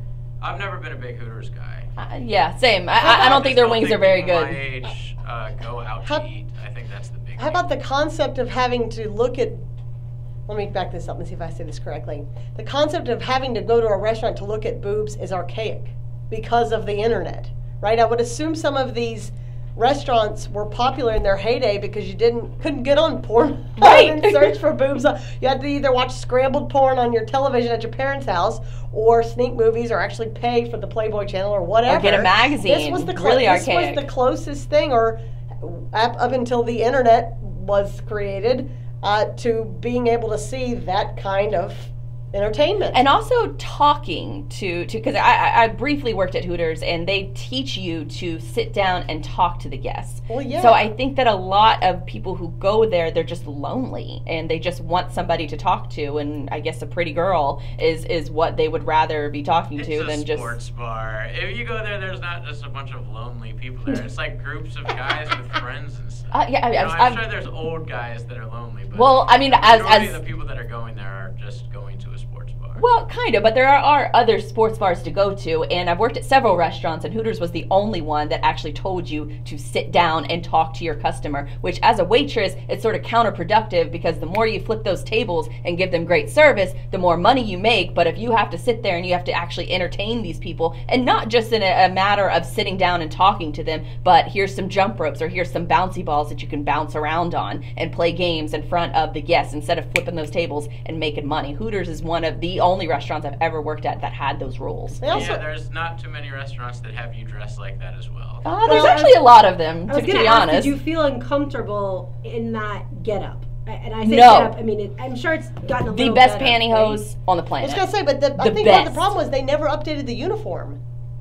Did they make it newer and more? I mean, it looked... Well, the one at Hoots is that their fast casual concept is fully clothed. But Hooters, like the traditional uniform, I actually really liked the uniform because the tank tops were super comfortable, and the pantyhose is the best pantyhose on the planet. And it like sucks you all in the right places, and it makes you feel confident wearing those shorts that are the size of a napkin because the pantyhose and I guess that's why I was asking is it just feels like if I was going to get dressed for work that I would want to wear something comfortable, especially at a serving job.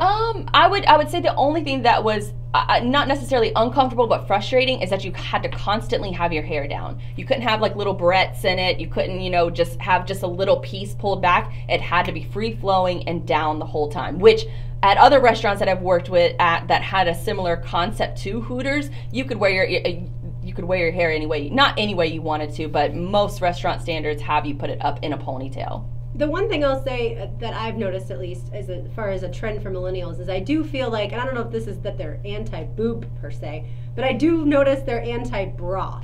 So I wonder if that is leading to a trend to where guys are not necessarily looking for those pushed up, pushed together boobs because they're used to seeing braless girls, with backless shirts. JJ, step in here if I'm incorrect over here. I don't notice if a girl has a bra on or not. Well, that's good because none of us are wearing one today. Well, the cut of the tank top is really it's very beneficial. Let's just put it that way. Yeah. Because I love the uniform. I hated the concept of I don't know, just being like a cheap thrill that you have to entertain your guests for a $5 tip when you could the hustle is for a waitress is at the higher revenue establishments or even golf courses, because that's where you get sort of the same clientele, but you're going to get better tips and you can flip those tables after giving them great service. You don't have to worry about making small talk with random old people for the 2 hours. Job. Yeah, I didn't want to talk. I didn't want to sit down and have a conversation with the guests. I'll make small talk with you, but eat your food and go about your business. All right, when we come back, we're going to get into purging possessions and some food talk. I promised you food talk. Well, you're going to get it. That is all next. You're listening to Helmets and Heels, built by Dreamfinders Homes on 1010XL and 92.5 FM. For high school football play. Okay, please be Oops, sorry. I didn't mean to throw those at you. I meant to throw them right there. You did. Yeah. Because I want my headphones on your feet. Yes.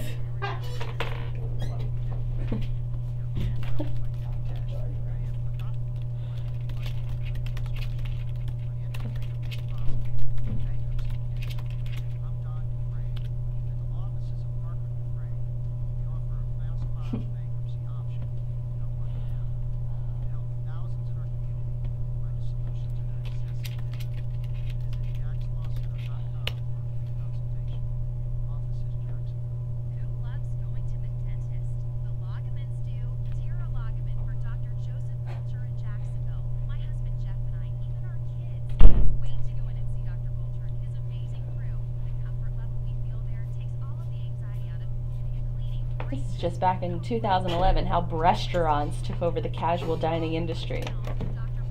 That's 2011, so the industry has changed that much since then. Yeah. I don't even know if Tilted Kilt is. We have one off Southside, just right down the road. Peaks here? No Twin Peaks here. Even like the Dick's Wings. Like, Yeah. I think a lot of the girls don't have to dress like that. Yeah. Is Anymore. That place, oh, okay. Was that place like that? I think so. Yeah. I know for a while they were, and they probably changed. I want to see what the Hoots like. Hoots uniform. So JJ, you really don't go out to eat? No, not really. So if you don't eat at home, what do you eat? Who said I don't eat at home? Well, No, I said if you don't eat at home, what do you eat? Oh, well then I am obviously eating out if I'm not eating at home. But mostly I eat at home. So it's just t-shirt and khakis for the Hoots.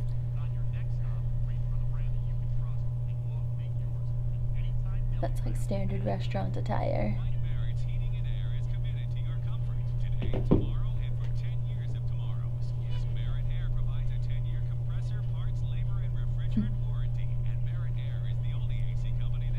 I always wondered how they got around that rule, though, is that you could have free-flowing hair at Hooters.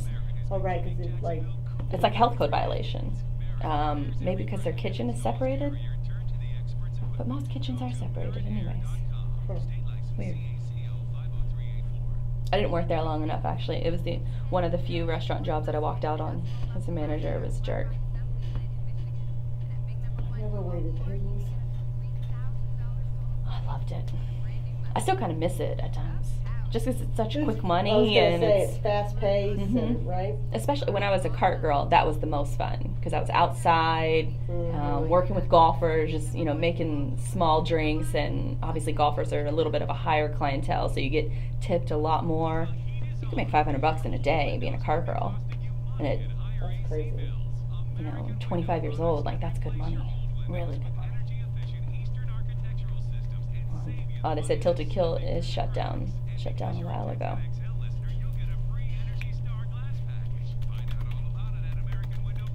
I don't mind Hooters, but I hate it. I don't know. I used to have to do one of my football TV shows from Twin Peaks. It was so awkward. Twin Peaks like a Hooters? Because that was commonly in this. It was like, girls were just super trash. I mean, you talk about uniforms. It was a plaid shirt that was tied up like a bra, and then teeny tiny khakis, and then on game days they wore jerseys, and like, I'm not shitting you, there was one night that we were in there doing a show and it was lingerie night, and they were wearing like lingerie night. It was so awkward, and here I am, and they're like, I'm in like regular, I'm on TV, I'm in regular presentable clothes, and they're walking up and they would bring us foods, and I was just like, oh God, this is so awkward for me. Why am I doing this here? Why are we doing this? But whatever. But I felt gross because I was like, they totally had daddy shoes or mini shoes. Like, you might as well just be a stripper. You'll make a lot more money. And not everybody can wear those kind of outfits. No. But I just was like, you knew they weren't like, I guess I should. All right, here we go. You couldn't be educated, right? I guess if you're like trying to make a buck and you're You'd be a stripper if you're going to do that. You'll make contemplated a career change after seeing a couple girls dance. Right? It's a lot of money. Listening to Helmets and Heels, built by Dreamfinders Homes. Presented by Underwood Jewelers and American Window Products. On 1010XL, 92.5 FM.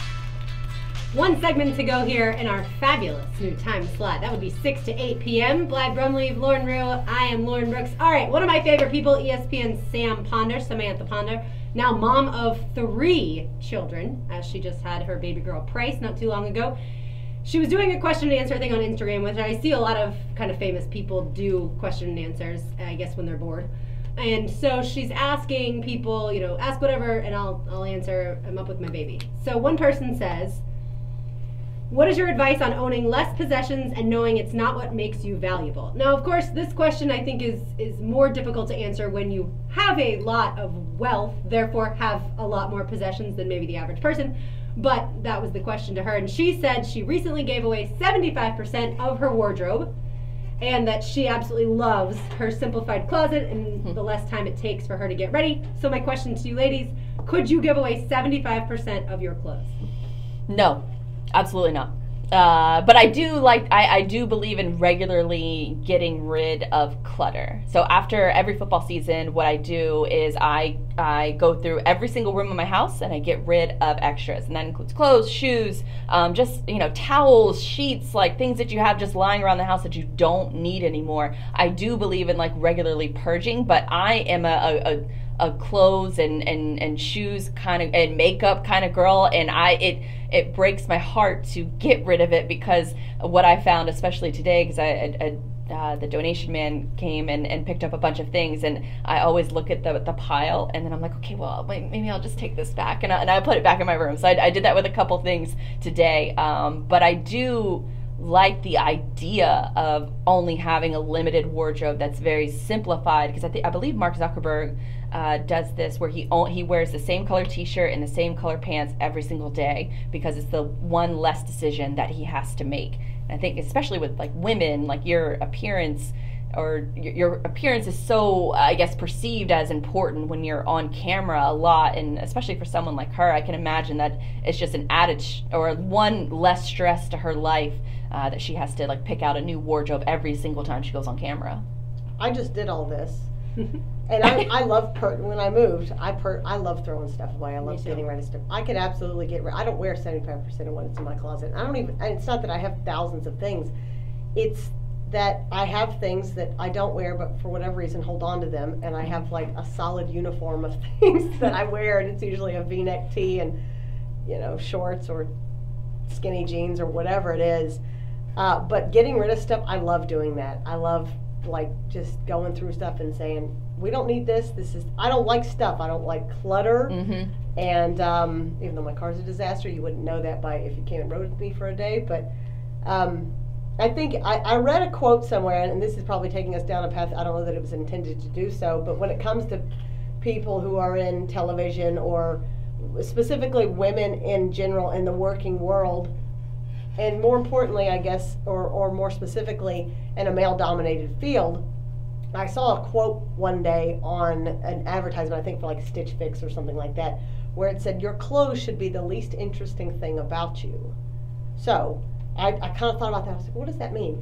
When I turn on SportsCenter, or when I turn on the NFL Network, and if one of the women is on there, I don't want to be guilty of going, oh, that dress is ugly, or why is she wearing that, or I love that dress. I think that naturally happens because if fashion is one of your things, then you take note of that. But I don't want that to be what people I mean, she might be saying something completely relevant and making a very good point, but if all I'm focused on is what she's wearing, because it's either too tight or it's too boobified, which they do that to some of those women on SportsCenter now. I don't know if they do that to them, but they wear some super short stuff and some super tight stuff, especially in some of those stand-ups where it's like, I don't know what you said because I'm staring at your clothes. And it's not for a good reason. So again, not the direction we probably meant to go in, but your clothes, in my opinion, should be the least interesting thing about you. JJ, do you know what Stitch Fix is? No. Okay, so that's what I figured. And so for all the guys out there who do not, necessarily subscribe to fashion websites, so Stitch Fix is where you don't have to go shopping, but you fill out kind of a questionnaire with your sizes, what you like to wear, the prices you'd like to keep your clothes in, and then they will send you, as often as you like, a box full of clothes, and you get to keep what you like and then send back whatever you don't like. So it's basically just for people. I've done it several times because I hate shopping. It's a neat it's a very neat concept. Yeah, it's a great Shoe Dazzle, where they send you like a couple pairs of shoes each month and you keep whatever you want. Never heard of that one. It's supposed to make shopping easier. Mm-hmm. Yeah, but for people who my don't like to do shoe wear is very limited because I'm a flip-flops and sandals kind of person, and then in the winter I have probably like 2 pairs of boots or booties that I'll rotate through. But for people who love shoes, and my mom is that way, absolutely, those different things are great. I couldn't get rid of 75% of what I have because then I would literally have like 2 shirts. I love to purge as well, and so I go through my closet. If there is a shirt that rubs me wrong one day, it's like gone. if I wear it to work, and I don't like it at the end of the day, it's gone. I love to give away stuff. I go to Goodwill probably every month and drop stuff off. The problem is, again, the fact that I hate shopping, therefore I don't actually replenish. Yeah. I don't do that. So my closet, and we live in a 1958 beach house, so those closets are pretty dang small. And so I don't have a lot of excess room to have excess stuff. And I like these kind of solids, go with something that you can wear a bunch of times. And for people who can accessorize, sure, I'm not that way. But, right, so then people don't notice quite as much.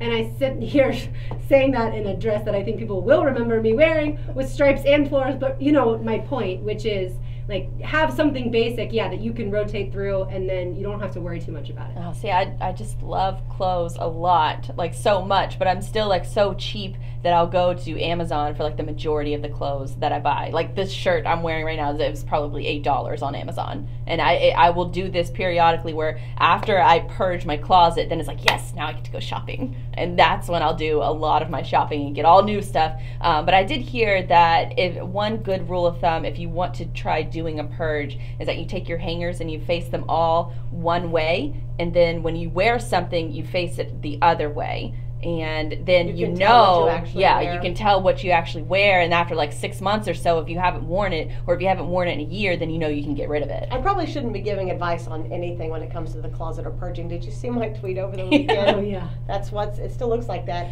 I keep walking in there, and it's like a battle of the wills. And I look at the stuff on the floor, and I look at the stuff in the bags, and it looks back at me, and I'm like, I don't have a problem with you being there. I'll just dig through you. I don't care. I can't bring myself to put my stuff away in the closet. I'm that lazy right now. Yeah, that would because it's like crazy. so far down on the priority list. Sure. And I just like it's kind. I look at myself and go, you kind of really need to get it together, Lauren. Like just Daniel stuff's put on all some hung music up. and then I know, but for get in whatever there, reason, it's like it'll make you feel so much better in the morning. Because that's what I realized too. I think there are studies almost that say like if you go to your closet and you hate everything you wear, you're probably already starting off on the bad foot for that day. So you have to have at least some stuff that either fits, and if it doesn't fit, take it out of your closet. Not necessarily get rid of it, but take it out of your closet, even if it's too big, too small, what have you. If you're standing there in the morning and you're looking at a lot of stuff you can't wear, you're automatically already angry at the world. And so you really should, keep it somewhat simplified. Mm-hmm. But I think for Samantha, with 3 children, especially with 2 under the age of 1.5 now, yikes. You don't have time to go through and make like the perfect fashion choice every single time. You need stuff you can rely on. I kind of thought that she would maybe have like a wardrobe person working at ESPN, and sort of a high profile, not sort of, but probably the most high profile woman at ESPN, that she would have like a wardrobe, they would have a wardrobe team, that it's not difficult for her to pick out something to wear. I don't maybe. think they do. At least I've never read anything like, whether it be from Samantha Ponder or Sarah Walsh or anybody like that says, I think they have hair and makeup teams, but I think wardrobe, they're kind of on their own. But then again, I've never been in that position, so I could be wrong. All right, the food that I've been promising we talk about. Did you see that at an Arkansas wedding, there was what almost looked like a cake at first, and then if you watch the video, it is actually gravy, sausage gravy, it looks like a white down. chocolate fountain. It does, but it's a gravy fountain. That's my sort of people, disgusting. The people of Arkansas. Oh, it's 100% disgusting. I Biscuits love on the gravy, side. And but it's so Arkansas too, and I can say that because I'm from there. So why is it disgusting if you love biscuits and I gravy? don't know. I just saw it, and I don't know why. Like, if I tell myself maybe that it's white chocolate or something, that I'm less disgusted. I don't know why the fact that it's gravy. Flowing gravy does not sound appealing. Yeah, I mean, even I if am it's shocked by this response by both of you. What did you I'm think? shocked. Well, I know Blythe likes sausage and biscuits and gravy, Yeah, so love I it. thut for sure she would be like, this is definitely going to be. And I if love ever like have a wedding, extreme I'm having foods too, but if it was maybe queso or like white chocolate, I think I'd be okay. But for some reason with gravy, I saw it and it sort of grosses me out. People in You're from Arkansas. See, this is what give Arkansans a bad name. Is that what it's called? Because I almost put in the rundown a native, and then I was like, I don't know. I know Floridian. Of I course don't you know. do. You don't know anybody outside your own state, do you? Well, I know Georgians and Mississippians. No, I don't. Yeah, Alabamans. Yeah, I don't know. But anyway. Missourians. So you think it's Kansans. gross too? Yeah. JJ, what do you think? I need somebody else. I'm out on that. I don't like gravy. I mean, I don't really care. See, I don't love care gravy, about especially brown gravy. That's my So jam. if it had been brown gravy made out of a I packet, not a packet. Maybe a That's why you were a packet mixed gravy with like. packet person. Well, you got to mix them. You got to get the jar, and I know my grandmother or my mom are gonna yell at me for even saying this, but what I have done in the past is you get the jar and then you get the packet, and you mix them together, and that's really good. Straight packet is like, it's a little sacrilegious, I think, but I'm not completely against it. Interesting. Well, I showed it to Brian, my boyfriend, and his buddy Johnny last night, and both of them were like, that is the greatest thing I've ever seen. And I'm not a biscuits and gravy person, but I thought it was a phenomenal way to put a spin on something. It's totally something that needs to be at the buffet at Golden Corral. Oh, gross. But I mean, it's not like it's the only thing they're Exactly. serving at the wedding. So No, but I guests get all sorts of options. I really am. All my people I'm shocked. All right, how are y'all spending your final couple weekends before football season absolutely begins Labor Day weekend with at least college football, then pro football in earnest the following weekend? I got a big week next week. I got Jay-Z and Beyonce on Wednesday, and then Thursday I'm staying in Orlando, gonna go to the ESPN Cafe and commit a lifelong goal, not lifelong, I guess like the past 5-year goal of watching a Jaguars game at the ESPN Cafe in Orlando, and then Friday I'm doing Epcot Food and Wine, which Wow. I'm super pumped about. So That's really exciting. I'm super pumped about next week. What am I doing? I probably, we're talking the weekend, right? Yeah. Well, we'll have our game Thursday night, which is somewhat the start of the weekend for some people. Saturday we have our kickoff game. Saturday we have the game, so Kickoff show and go game, do yeah. that. Sunday, I'm not sure what, I don't know. I guess at some point I have to be an adult and finish unpacking. I don't really know. My sister's coming to visit Labor Day weekend. She's flying down from D.C. and she's going to help me finish decorating the house and doing all the things that comes with that. So I'm trying to just live one day at a time. Lauren Brooks, trying to just make it from one show to the next show to the DMV to the set up this, set up that, all the things that go with moving. I feel your pain. So. Nothing exciting. And taking my kid to whatever practice he's supposed to go to. Sure. Well, and football certainly dominates our lives. I went offshore fishing on Sunday, and I had not caught a fish. I had not been fishing in, I don't even know how long, 10 years. Caught a fish. Such a phenomenal experience. I love then eating said fresh fish. I was going to say, you kept it and ate it. Yeah, kept it and ate it. And then next weekend, Friday night only, bachelorette party, since Saturday is the beginning of college football, and I cannot wait. All right, that's going to do it for us on a Tuesday evening. But of course, don't go anywhere. XL Primetime with Josie and Hacker is coming up next. Thanks so much to our producer, JJ La Selva, for hanging out with us tonight. Thanks, as always, to Ashlyn Sullivan for joining us. And we missed you, Donna Murphy, but thanks for listening and texting me throughout the show. For Blythe, Brumleve, and Lauren Rue, I'm Lauren Brooks. Enjoy and stay tuned to XL Primetime on 1010XL and 92.5 FM. Thanks, guys. We'll see you back here next week, 6 p.m.